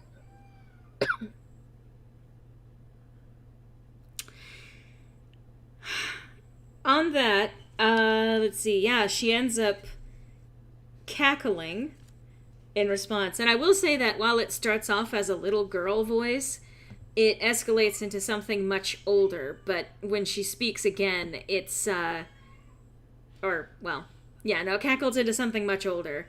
And then she unleashes a mournful wail. Everyone roll me a con save. All right. Watch me fudge this up. Yeah, not bad. Oh, wow. Okay, congratulations. I'm going to roll something. You didn't die. Yeah. Oof. But you guys all still take 4 damage. Okie dokie. So I long, can take 4 Bowser. damage. 1, 2. I can do that. I mean, And then... that's her turn. So, Cool. Okay. Haelum. Haelum turn. Haelum time. It's Haelum time. Yep. We are going to... Let's I need to check go. something real quick. I just need to look at the description. Action. Okay. Well, instead of that, we're gonna... I'm not gonna try anything with a save DC because I don't trust that. So let's just do some dissonant whispers. It does have a saving throw, but at least it could take half damage otherwise. Oh, yeah. Nah, I get you. Boop. Okay, wisdom save. She starts mumbling insults because she's so fucking mad. Yeah. So roll your damage. It's already on there. Oh, it's 11 damage? Okay. Yep. Um, I'm assuming she takes half. yeah, she takes half, which, not bad, but, so I I'm gonna- expected it, to be honest. This requires me to do math, so 1 second. Okay. Alright. And was there anything else you wanted to do on your turn? Nope. Cool. Koshi. So, again, Koshi's in the position where they don't really know any actual offensive magic save for the very circumstantial bolts of the grave. So, they're assuming that physical attacks with, like, weapons might not be the best approach to this. Though they are considering some options. Jane, remind me, does Ariadne know any fire spells? He knows produce flame. Yes, because I was considering whether or not using one of Koshi's oil flasks to try and get oil. Burn ghost. Potentially. So- crispy. Yeah. So, mild note here, though. We know that the thorn whip went through her. So unless you're throwing it right at her feet and then burning upward, I'm not sure if it'll actually catch her. That's fair. I guess my question would also be to Lore. Would I be able to increase the effectiveness of a fire-based spell using oil? I'm going to say if it's targeted by the fire spell, you will prolong it. I'll even say I'm just gonna make a call on this. I have no idea if there's any official rules, but I'm just gonna say as DM, what you might do is with the oil, you would make the flame produced last for I would say 3 rounds actually. Cool, because I have 2 oil flasks and was considering using one of those to power up one of Ariadne's fire spells. Okay. Look at that So- teamwork. Yeah, so Koshi will pull out an oil flask, hint Ariadne in on their plan, and toss the oil from one of the flasks towards towards Casper's best friend over here. Okay. And that will be Koshi's turn. Okay. Ariadne. All right. I hope this works. Please don't fail me now. Yep. All right. And so 7. Yay! 7. Finally. 7. Interesting. Behind barbecue? Barbecue ghost? Barbecue dog? Okay. She did not like that. Yeah, so she's that actually causes her quite a bit of pain, and she glares at the fire underneath her. Is anything else that you wanted to do on your turn?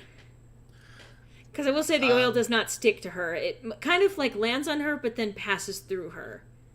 Yeah, I mean that's the extent to which I could consider Koshi really being helpful. Because like Koshi is basically like the inventory donkey at this point, you know, just like carrying all these potentially useful items. And so that is basically my thoughts on how to just boost up the magic users in this case. So I'm done with my turn. Did you want to do anything more for your turn, Jane? I think, I mean, that's the extent to which you can do for now, I think, because it's like, I don't really have any bonus actions I think I can use this time around. You can also move, and you can also talk. Okay. Talks. Yeah. Wait, did I have a... I'm just gonna check real quickly here. Yeah, no, this is... Nope, I can't do that. Okay. I guess, whatchamacallit, I think she would, like, she would tell, you know, like, you know, good thinking, Koshi! And then, as the damage is being done on Ghosty Lady, is the chain around Lyronus' neck, like, lessening its grip or anything? Can she notice that, or...? Nope, it is still not only... Like, he's still not only being held in place by it and still crushed under the weight of it, he is actually very clearly in a lot of pain right now. I hate that. Okay. Can she tell Ghosty to let him go? I mean, she can. Okay. Maybe she'll listen to us. Maybe this time you've been I'll put be on lucky. fire. Okay. So then she'll just be like, you know, kind of, you know, demanding, I guess, because, you know, fucking, you know, like, let him go! Aww. Mood, though. Is that your turn? Yeah, that's, yeah, for now. Quote-unquote Emily laughs at Ariadne as she moves over here. Bitch! And says, "You're assuming I'm the one holding him." Wow, hi Liara, where the fuck did you come from? Liara's in the game, let's go! Not you! Also, by the way, let's see. Okay. Ow! Oh. You okay? Yeah, no, I'm fine, but I'm sorry, Haelum, she brings her hand out, reaching in Haelum's direction. Oh, bitch. And she actually manages to make contact with Haelum's skin. Ugh. And you feel not just like it's a burning sensation in the sense of like not fire, but like as if your cells are dying underneath her touch. And let me roll the damage on that. Oof. 7 damage. Okay. But she doesn't like grip your arm, she just touches it. Right, and she'll try to pull away. Okay. It is Haelum's turn. You mean... Oh, you mean it is Haelum's turn? It is Haelum's turn. I think you said that was, and I was like, I was gonna didn't get say, one. like, yeah. Pulling her arm away, that's all she can do. Yeah, Cool, Yeah. thanks. Heard. I need to look something up real quick, because I didn't write it down on my sheet, which is cool. Where are the elves? Where are they? Because I wanted to Misty Step away, Oh. but I get an extra thing on Misty Step, and I don't know where the fuck it is. So I have to go to fucking D&D Beyond. Help me. I will also say, by the way, I'm gonna that look. like the touch is not persistent. It was just No, the I one time. figured. Yeah, no, that's fine. It's just that Misty Step's a bonus action. So again, I wanted to. I'm just trying to find the information, Right. and it looks like D&D Beyond has stopped working. Oh, I. Neat. Wait. Spring Eladrin. Races. I'm sorry, I'm just trying to get the information for you. No Yeah, worries. no, I can also. I'm gonna look. Is it my internet? No, it's not. Oh, are you talking about Eladrin variant Phase Step? You can cast Misty Step once using this trait. It's not variant. Hold on. Oh, okay. Sorry. No, you're fine. It's just that Eladrin get... Oh, that's so annoying. Eladrin elves choose whatever season that they represent at the time. She's representing spring, and she's supposed to get an extra effect when she does Misty Step. I'm just trying to figure out what that effect is because I didn't write them down on the sheet. Oh, I'm assuming that Found it. because I would look it up later. when you use your Phase Step, you can touch one willing creature within 5 feet of you. That creature then teleports instead of you, appearing in an occupied space of your choice that you can see within 30 feet of you. For spring? Okay. Yes, I was. Thank you for reading that. Yeah, that's what I was trying to figure out what it was, because other ones, for example, winter, you can frighten another character or another creature you can choose. So spring would not help me. That's all I was trying to look up. Oh, Mm. okay. So she can't. I'm not going to use Misty Step if the ghost has stopped touching her. She's just going to retaliate immediately with the Blackwood staff, grabbing with both of her hands and just swinging it down. Basically reactionary to being touched. She's like, "Don't fucking touch me." Okay. I clicked it. Oh, fuck. I can't use my own bardic inspiration, so never mind, I guess. Well, hang on. All right. Yeah, go ahead and wait, hang on. No, that's my roll. What's up? Right. Add +2 to. Well, okay. Don't. It would add +2 to that swing. However, unfortunately, it still would not fit. Yeah, still no would worries. not hit in that particular instance. But I will say, what happens when you swing this thing? It starts to swing and then almost pulls itself to the target even faster than you can swing. She chalks that up almost to being so enraged, but then she clues in that it's not just her. There's something about this staff that wants to hit people. I don't like that. What do I have? I was gonna say we've kind of like put our little bonsai friend off to the side, but what is it with like the trees, man? I still have the awakened tree branch. I'm just assuming that it's hanging out on the belt. Yeah. Yeah. Wait, can we flavor text that the awakened tree branch was the thing holding the staff? Yes. Yeah. Please. Okay, cool. I love that. Like, and Lyronus It's offering part to of my help. belt now. Lyronus offers to help, and then the fucking tree branch just wraps I got around it. it. Not like, I got it. My stick now. All right, cool. Well, that's my turn. Koshi. All right. So, question. Answer. The yellow gemmed device I found in the other room in the fireplace. You said that was a control device, correct? No. Okay, because I thought I remembered you saying it was a control device of some sort. No. Okay, just a regular just general device? It's a device that we do not yet have the understanding of what it does. So, Koshi, having expended, one of their oil flasks, is, again, trying to think as much as they can, given everything they've collected recently. And so, I want to remind you that this is not immune to melee or physical damage. That's fair. Though the other part of it is that, like, if, Koshi goes with an arrow, there's the risk of this thing going through the ghost and into Lyronus. Well, you can also move to change the angle. Fair enough. I'm telling you what your options are. You can choose what to actually do. So, let's see here. I suppose in that case, let's see.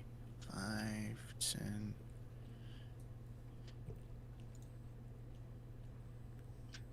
Koshi will go... Because I believe... Again, I do apologize for the multiple questions. The sneak attack is specifically having to do with, like, if the enemy has not noticed you yet, correct? Or if there's something distracting them, like being flanked. Gotcha. Because I'm wondering if I might be able to use my movement to flank this ghost and then use that as a means of initiating bolts from the grave. Yeah, you can give that a shot. So. Also, hopefully, audience can let me know if they can still hear us speaking or if the game audio here is kicking up too much. Yeah, because I was about to say, I'm wondering where that music is coming from. So let's see. So there's a 5, 10, 15, 20. That should be within Koshi's movement speed.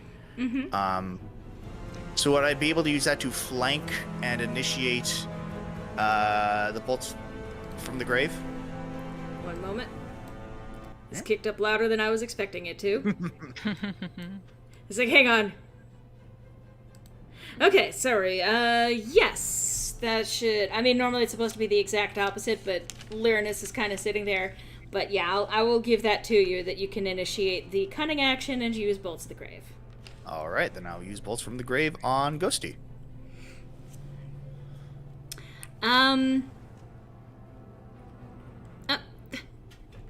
Cares, are you okay? Anyway, so here's what happens. You fire them on her, and they hit, but she just laughs in your general direction. Alright. And basically what you're able to pick up from this, she is immune to necrotic damage. Well, nice to know we've established that. Okay. Yeah? The only magic spell I can do, so. Alright. Hit her with knives next. I think that's Yeah. our best shot. Get her with a knife. I have an idea then. I mean. Okay, what I'm gonna do is I'm gonna use my action to, well, it's a gamble, but, wild shape, Okay. and use bonus action to make it starry form, and I'll go again for archer. Okay. I don't think I can make a shot that turn, because I think wild shape is an action, right? It's been a while. Wall shape? Yeah, it is an action. Okay. Yeah. Yeah. And to turn into starry form specifically is bonus action. So she's set up. Next turn she can make a hit. I'll have her also move this way so that she can. Or actually, I'll have her move over here. So if she makes a shot, it won't, hit anyone. Okay. And that's your turn? Yeah. A great musical sting! She's Pikachu now. Okay. Hell Let's yeah. go. Volt tackle, And motherfucker. Let's see. And let's see, what's that? Stop, cat, stop. You stop. You stop. You stop. Alright. Stop it. Get some help. Unfortunately, she makes an attack against Ariadne at this point. Reaches out her hand in her direction, and unfortunately, she connects. And similar to Haelum, this is the exact same attack. Oof, 6 damage. 6? Alright, gotcha. Alright, and that is her turn. Haelum, What? it's your turn. I'm gonna swing with the quarterstaff again. I think free action as she's swinging, she's gonna just...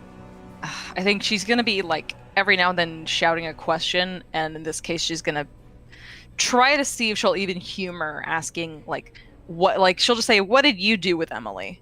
Since she's got her form, I'm assuming. Mm-hmm. So, And, oop. yeah. Ooh. Oh. Yeah, that hits. Roll your damage. Hell yeah. I don't feel like it. There you go. Okay. Good. Real good. It's okay. That's a really good roll. It's okay. And what did you... So what was it? What did you do with Emily? Yeah, she words it like, what did you do with Emily? The form of Emily glares, like recoils at being hit, but then it like passes through her, and then smirks at Haelum and says, I'm surprised at you. You of all people should understand. Well, or actually, you should understand of all of these here. Why I would be here.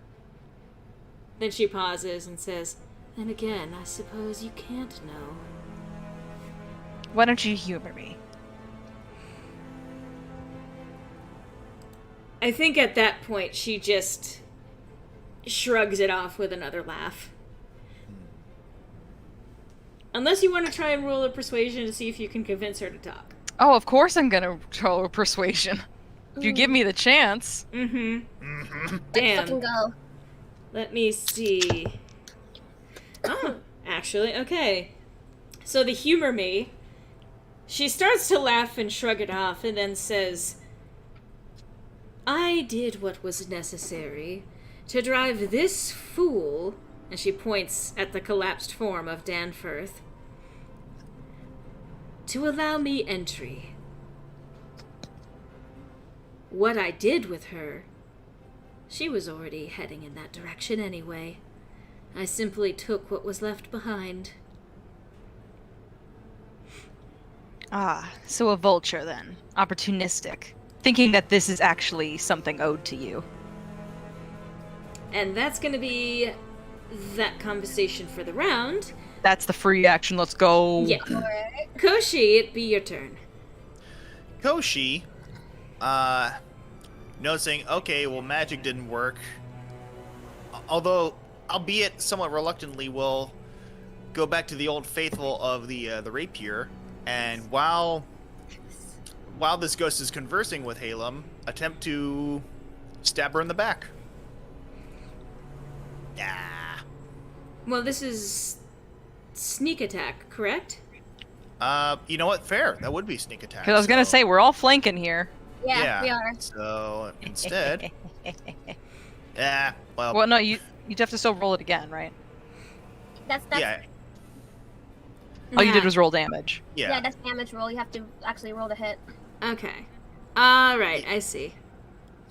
Well, because she's flanked, you get advantage. Yeah, that's what we're okay. saying. You need to Yeah. roll So the attack second again. roll. Yeah, that's what I did. Though. I No. No, you clicked on the word rapier, which rolled your damage. You need to no, click but on... then I clicked on sneak attack. Right, click on rapier again. Like, click on your actual attack again. We're telling Oh. you had advantage on the rapier attack. Okay, well, that passed straight through her and unfortunately did not end up... Do you still have bardic inspiration or no? No, I already used it. Ah, okay, I wasn't there for that. So My I'm bad. functionally useless in this fight. I wouldn't say that. No, you're not. I mean, you've helped to actually unveil quite a bit about what's going on with her, and you're not functionally useless in this fight. Mm-mm. I mean, the numbers disagree, but... Dude, I get how it sucks when rolls don't hit, but, I mean... I know. I get there, too, a lot. It is frustrating, and I understand that. There have been times when Koshi has absolutely fucking dominated the field, so... Yeah. It's everyone has their strengths and their weaknesses and this kind of thing. And I will say, you could keep an eye on Mr. Danford over there. Make sure he doesn't do anything sus. I think he's out. Oh, he's already out? Yeah. Okay. Oh, Yeah, he's out. He's out. He collapsed, like, lifelessly. Oh, lifelessly, right. It's not just a temporary down. Okay. Yeah. Let me see if I can try to help kill off this person. I'm gonna use I got 2 charges of guiding bolt that it just comes with it. That I can use as an action, so here's an attempt. That doesn't work, does it?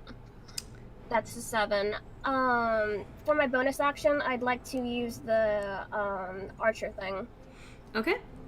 Also doesn't hit. God bless it. Can I use my inspiration die? That's a D6, right? Yeah. Okay, yes, you can use it on one of those rolls. Okay, I'll use it on the first one, the guiding bolt. R1D6, right? Come Yep. on! Please. Is that enough or no? That's a 10. That brings it up to 10. Yeah. Unfortunately, it does not. Well, alright then. I'm sorry. That's okay. That could just be her losing her concentration, like trying to... Well, here's the other thing, too. Misses on hits doesn't mean we're not actually connecting. It just maybe means that it doesn't do as much damage, or she dodges. Like, a miss doesn't literally mean you trip and fall. Right. So we Okay. could be, like, swinging at her, and then she, like, dissipates for, like, the 1 second we hit or something. So, like, look at it even this way. Like, when you're not hitting her, you're still forcing her to react to it and, like, say, like, we can... Obviously, like, in the context of D&D combat, like, you know, it's her turn, etc., or something like that. You can roleplay it as you're forcing her to not be able to move faster. Because she has to do things to avoid the things that you're hitting with. So, like, even though you're not hitting, you're still preventing her from doing worse, basically. Okay, gotcha. That's how we can look at this, because, again, you guys aren't doing nothing here. Yeah. Alright, cool. Alright, and let us, Oh! For once? Okay, so she reaches out a hand towards Haelum at this point. Because I think, like, she's seeing Ariadne go starry form. She's kind of like, I don't know that I can touch that. So Haelum, however, is a flesh person. So reaches out with her hand, but Haelum, it does not connect with you. Either you move out of the way, or just She's not gonna let it touch her again as much as she can help it. Right. So, hey, Haelum, it's your turn. Nice. I'm gonna touch her now. I'm just kidding. I mean... I'm pretty sure that would still go badly for me. I mean, I'm still gonna swing with the staff at this point because... Not that I necessarily need to save my spells, but it seems like talking to her, we're getting nowhere. Like, the assumed that Haelum would know. She has an idea of what's going on now. And my lawful good elf here is not happy about the implication. Dang. That's another miss. Yeah. Swing and a miss. I'm getting 7s tonight. Yep. Hi, Koshi. Alright, so... Probably not going to do much, but Koshi will go here again. Another sneak attack. And boop. We have to click the And- actual attack itself. Yeah, you have to use rapier. Sneak attack is just damage. Yeah. Uh-huh. Sneak attack Okay. is additional damage to the rapier Yeah, but damage. I thought you guys said I'd do the sneak attack, then the weapon. No, that's not Do- how that works. Do your, Sorry. So do your weapon first, roll your rapier. Cool, that hits. That hits. Hit. So then you click on the word rapier in the chat, and that does the sword damage. Okay. And 'cause then I- when you're doing sneak attack, you click separately on sneak attack. But you also, since you did that anyway, we're going to add 6 to this attack in terms of damage. Alright. So click on, okay. 17! Nice! Good job, dude. Fuck! Okay. So, like, all of you are complaining, oh, I've just been functionally useless in this. You know Guess what? what? Sort of, you can see why the track record would lead me to that conclusion. I have a suggestion. Dragon Ball Z power-up attack. Yeah. Jesus. I'll even say this time, instead of going for the fucking chest, Koshi goes right between the eyes. Okay. Oh, maybe it was more effective if you stab her in the brain. I mean... Maybe. However... Her heart is in her head. So your Right rapier... between the eyes from behind. Your rapier pierces through, and you see a spurt of dark purple energy leaving through the other end of her head. Okay, sorry. And this seems to unleash a whole bunch of energy suddenly pouring out of that opening in her semi-incorporeal form. The ghostly image of Emily roars in fury, her hands clutched over her face, and further melts into a new form. And let me... Oh boy. I'm either gonna be real mad or, amazed by what I didn't guess. But I want to see. And let's see. A woman with wooden skin and flowing hair of mist. Her hands part to reveal a horrific, shocking, ugly face, twisted with malice, rage.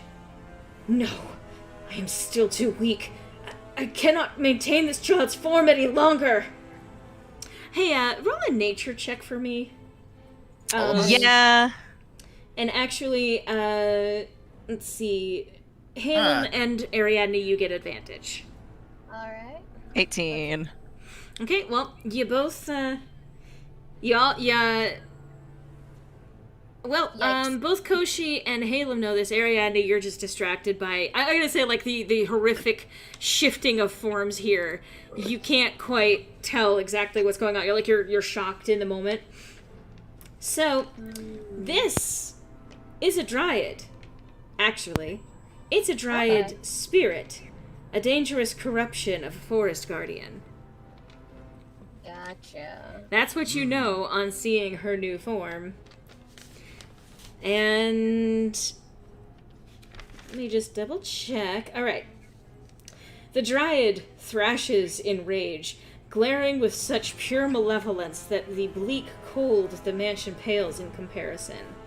She reaches her hand towards you, blight in the fingertips, then halts.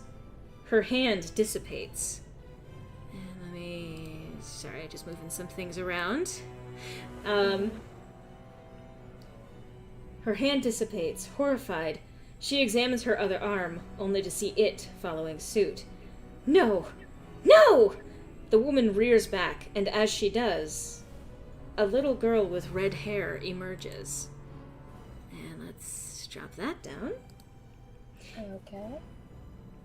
Her hands cupping the air on either side of her, a trail of ether rolling back to the dryad's vanishing arms. So basically her arms are vanishing and disappearing into the hands of this little girl. She opens her eyes to you, a quiet determination shining in them. I can hold her only a moment. She is bound to me, the only thing tethering her to this world. While she addresses the entire party, her eyes land on Haelum. My favorite song. The forest gave it to me when Father bound her to me.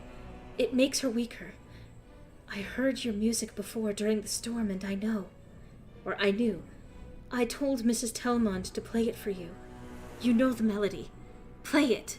I was so wondering if I could do this during the battle, because I looked through my songs again, I'm like, I don't... Because the problem was she was too angry to even think of playing a song. She's like, I'm gonna hit with stick.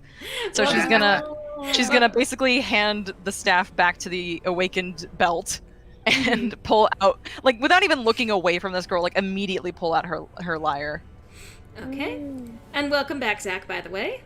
Yeah, welcome back. So, Haelum, roll me performance. Of course I will.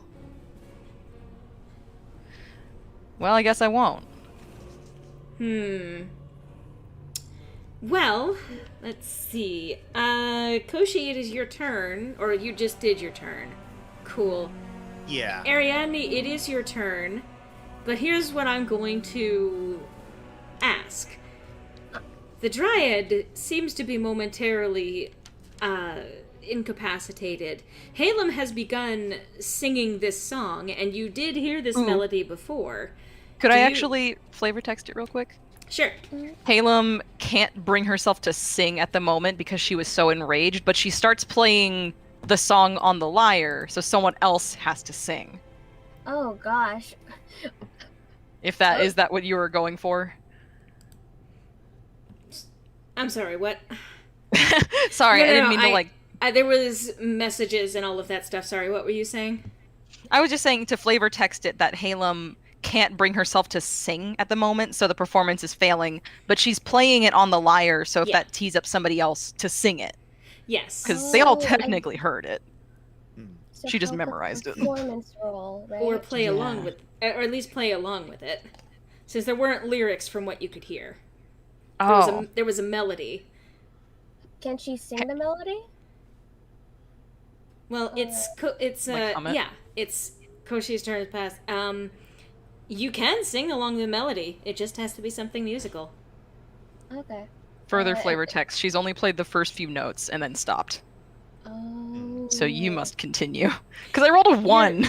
Your performance, Ariadne, your performance Thank you. roll. If you Thank decide cool. I was gonna say your performance role is basically her playing the music reminds you of hearing that music when the piano downstairs was playing it. Oh. So Yeah, if you remember your that. performance, let's Normally see. she doesn't sing center stage, but you know what? If it's to kill Ghosty, okay. You gotta help us, please. It's to save the world. So interestingly enough, as Ariadne continued, I even see this. Haelum falters after the first few notes, and Ariadne joins in and reminds Haelum of the rest of it, so it becomes this cooperative thing. And as the two of you are singing this, performing this together, do you remember when the storm was raging overhead? Oh, man. And all of a sudden, you see the aura, that rainbow aura that you guys saw when you first met one another, and that you saw around Lyronus when you met, and when it appeared when you were banishing the storm while performing together. You see that light spark around the two of you, and faintly over Koshi and Lyronus. You have to join us. Well, Haelum, it is your turn again. Do I need to re-roll for performance at all? Reroll your performance. No. Okay. Cool. Cool. Better. There it is. Thank you. She was having a little bit of stage. I think to even just explain away the 1, it would make a lot of sense that Haelum was so enraged that she actually. This is like one of the few times she's lost her cool, and she's like, "Wow, that's really disorienting." So she's trying to play, and only Ariadne singing is like, "Oh, okay, I'm better." Aw. Thank you, friend.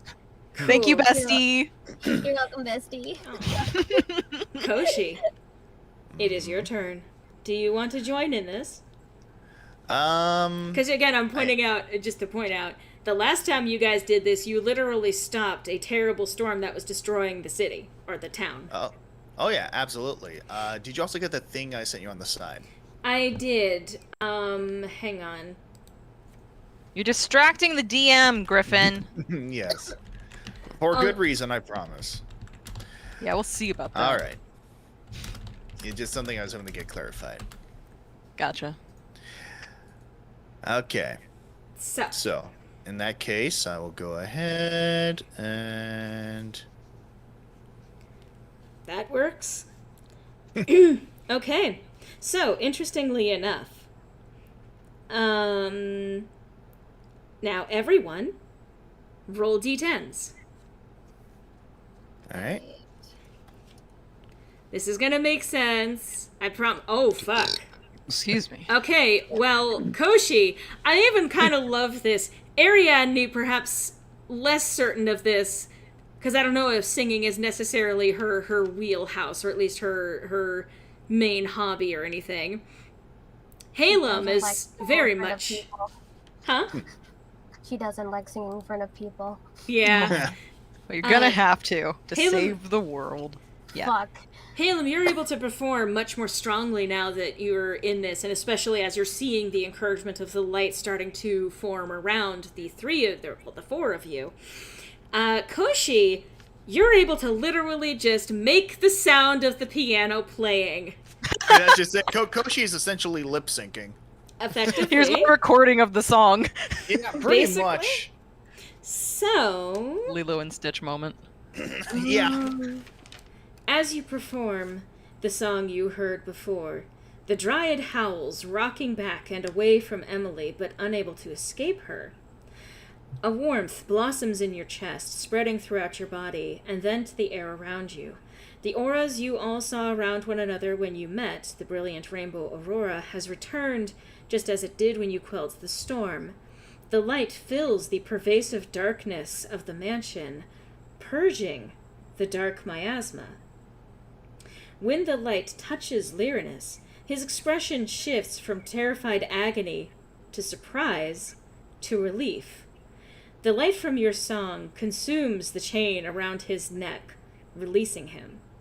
Freed, Yay! he joins in the song, Nice. flourishing his violin and staggering to his feet. With Lyronus joining, the aurora fills the room, flowing through the mansion.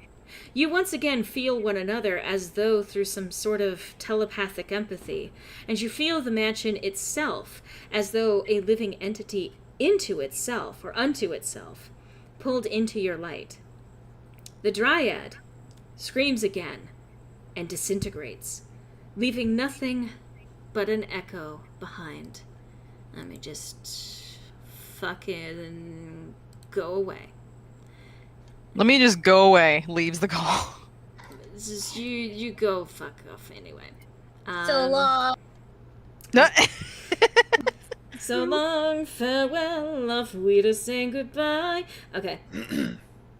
Leaving nothing but an echo behind, and standing in her place, the little red-headed girl. Emily smiles to you all. I haven't felt this light since... She pauses, then moves to the crumpled Danforth, which she's already standing next to him anyway. She kneels by him, and then gently removes his amulet.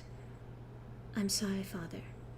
You only wanted to save me, but they made you blind and deaf, and stole my voice so you couldn't tell us apart.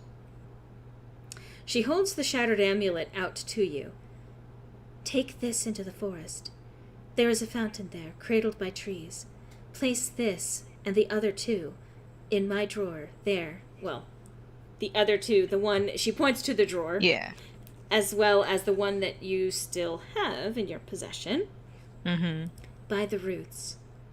The guardian will take care of them now that the evil spirit is gone. Haelum's just gonna nod to that. Lyronus has been playing during all of this, but he puts his violin back away again. Well, he has it out still, but he stops playing for this. If we're safe to stop playing, we will, basically. Yeah, kind of thing. So, yellow, feral eyes stare at you from the shadows. A growl precedes the vision of... Let me move this. Vision of a gnarled, rotting wolf stepping out. Oh, bitch. And just double checking, all of this appears, and they snarl. I see you share his chains. Very well. The queen will enjoy making examples of you, too. The wolf cackles with malice, before the shadows collect them and they, too, vanish from the room. It's too late to try to shoot him. To do what? To try to shoot him. Before he leaves. Roll me... Pulls out a gun. I'm just kidding. mean, Roll me a straight dexterity check. Okay. Oh, I just want to see goodness. something. Okay. Damn it. Unfortunately, if you try, it like neumes at the wolf thing, but then You can just say it nearly misses. it basically passes straight through the vanishing shadows, basically. Oh well. Emily stands to face the party again, smiling with tears in her eyes. Thank you. I'm free now. And I think the town will be too.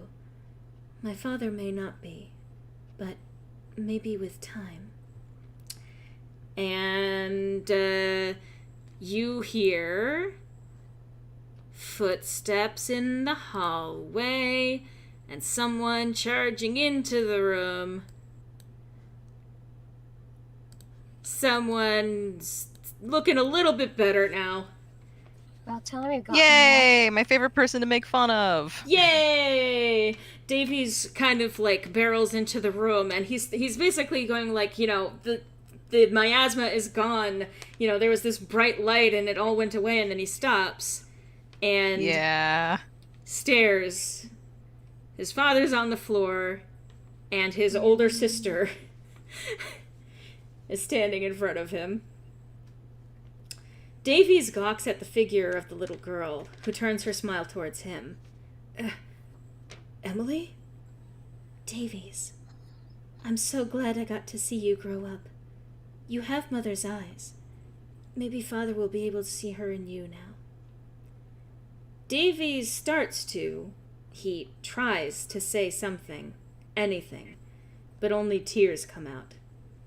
Emily waves, and a white light fills the room. And she is gone. And I will actually indicate. Oh, that was sweet. Reunion pug.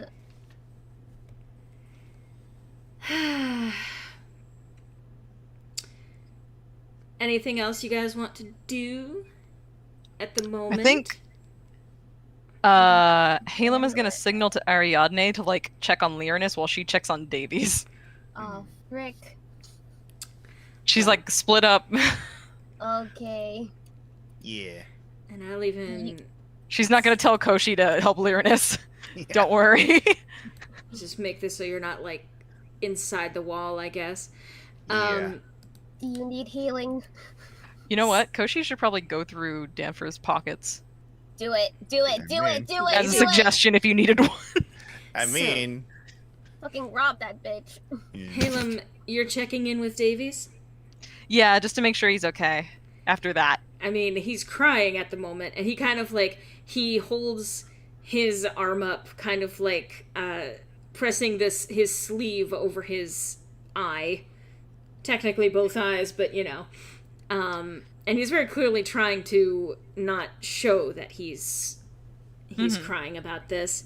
Lyronus Does he need a heal? stumbles forward and then collapses to the floor. Oh, she can't catch him? Unconscious before he even hits. I mean, she can try. Okay. Is it Dex? It would be roll me an acrobatics. Oh god. Jesus Does Christ. a flip and catches him. No, you do not catch him. Fuck. He hits the floor unconscious, and that is where we are going to be closing things off for today. That's fair. You guys, first of all, wow, we did it almost like right on my mark too for how long it takes. Hey DM, do we? I'm gonna ask the question. Do we level up? Oh wait. I was gonna Sorry. fucking. Oh, Go ahead. Do it. No, go I'm ahead. just like I'm gonna ask it. I'm gonna ask it. Go ahead and ask it. DM, do we level up? You do. Let's fucking go. Finally, you guys are level hitting level 4, 4. and I'm gonna say because you've done so much between these things, you're also gonna be pretty close to your next level up. So You're I'm gonna keeping get track of that. Alright, level 4. Okay. Mhm. Okay, so Griffin, you wanted to add to this cliffhanger? potentially yes, if I may. Go ahead. You may not. just to check for something. Oh. Wild shape improvement? So, as everyone is, checking on the status of things, like checking up with Lyronus, and even like maybe shortly after Haelum recommends to Koshi, maybe you should check through Danford's pockets. Suddenly, you hear a clang as the rapier hits the floor. Zelda, oh my god! You are I not the see. saddest girl in the world! Yes. And is that your cliffhanger? Not quite, almost. Okay. You see Koshi stand a little shakily before slumping, still standing by the way, against the nearest wall. Ariadne need to catch him. No, actually, No. Ariadne, I would like you to roll perception. Oh, you want my eyes? Okay. Here, take them. Yeah. Ariadne, it doesn't take long for you to notice that Koshi's normally milky white eyes are now glazed over with this sort of sickly orange. And just under Koshi's breath, you can hear, Koshi, kare kareta. Damn. Cool. Well, you guys have made it through the Interesting. big battle of this first area. Our next session is going to be exploring the aftermath of all of this and, closing out a bit of an epilogue to everything that's been going on in Vermouth. Oh. We need Gonna- to chase the fudge-sticking wolf. I see you. Oh, yeah. They're going to have some... mad I didn't get to catch that thing. Ugh, We'll I catch know. him, don't worry. It's 'Cause- the wolf from Neverending Story.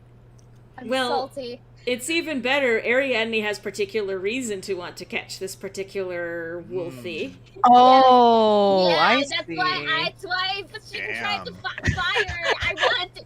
I'm over here like, Jane, it's okay. We're gonna probably see this big bad later. And I didn't realize there was a plot relevance to you. Wolf, remember when she was gone? Oh, I imagine this is going to prompt a discussion with Ariadne. That's valid. I'm looking forward to that too. Please. Little hints about some of the bigger plot stuff that we're going to be dealing with as time goes by. Congratulations, you guys have purged the Mansion of Evil. Yeah. And Hell yeah. the next session that we have, like I said, it's going to be predominantly wrapping things up here in Vermouth, but there is a good chance, depending on how far we make it, that we're going to be introducing a new player character into the game. Yeah. Sounds like a lot of bull to me.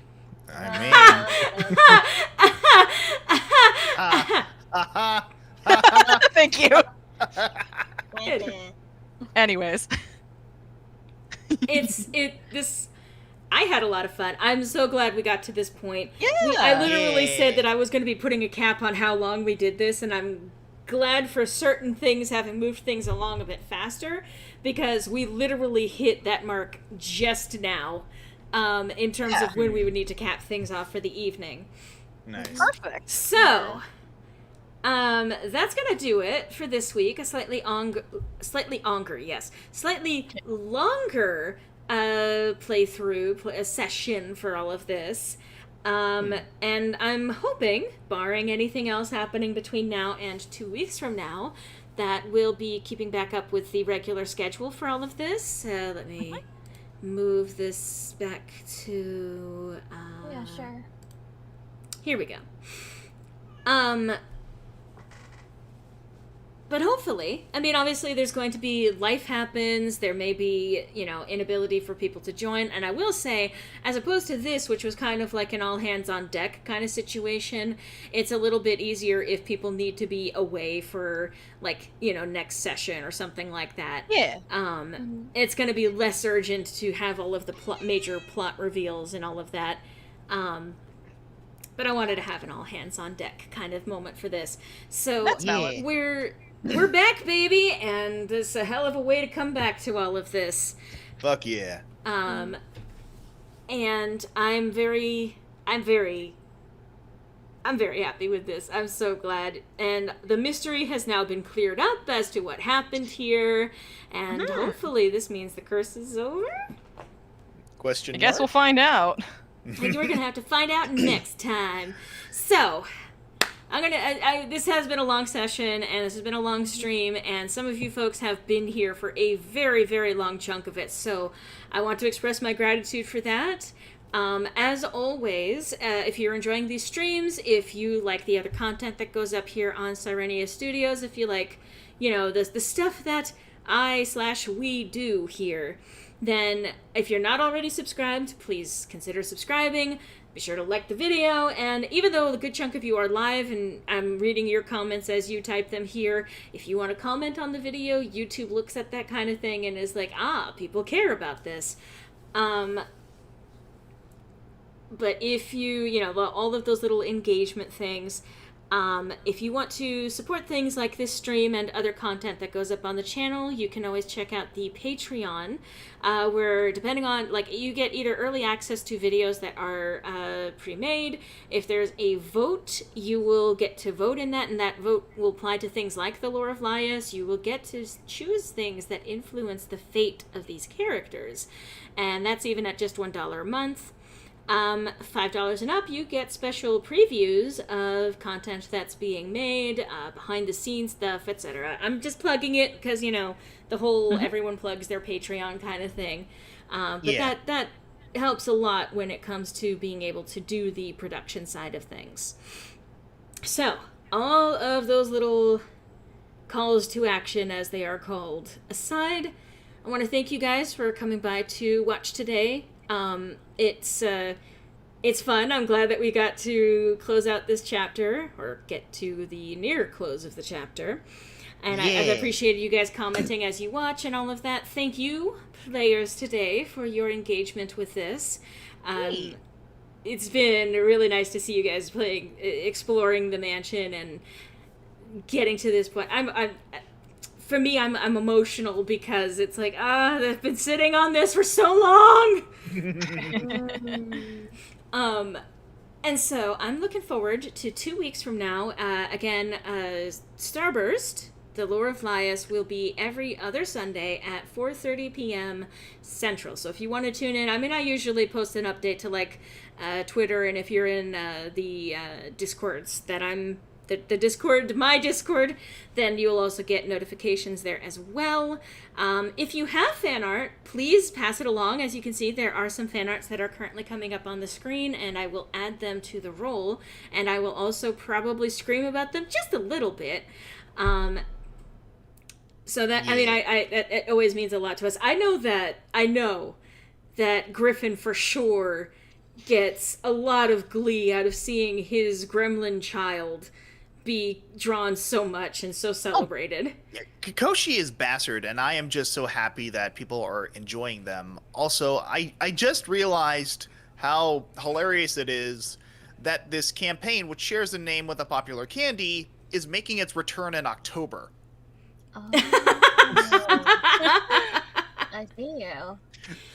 All right. Well, all of that aside, thank you guys for watching, and I hope to see you 2 weeks from now on the next Lore of Leyus Starburst. Take care, everyone. Hasta la vista. Bye, y'all. Bye, everyone.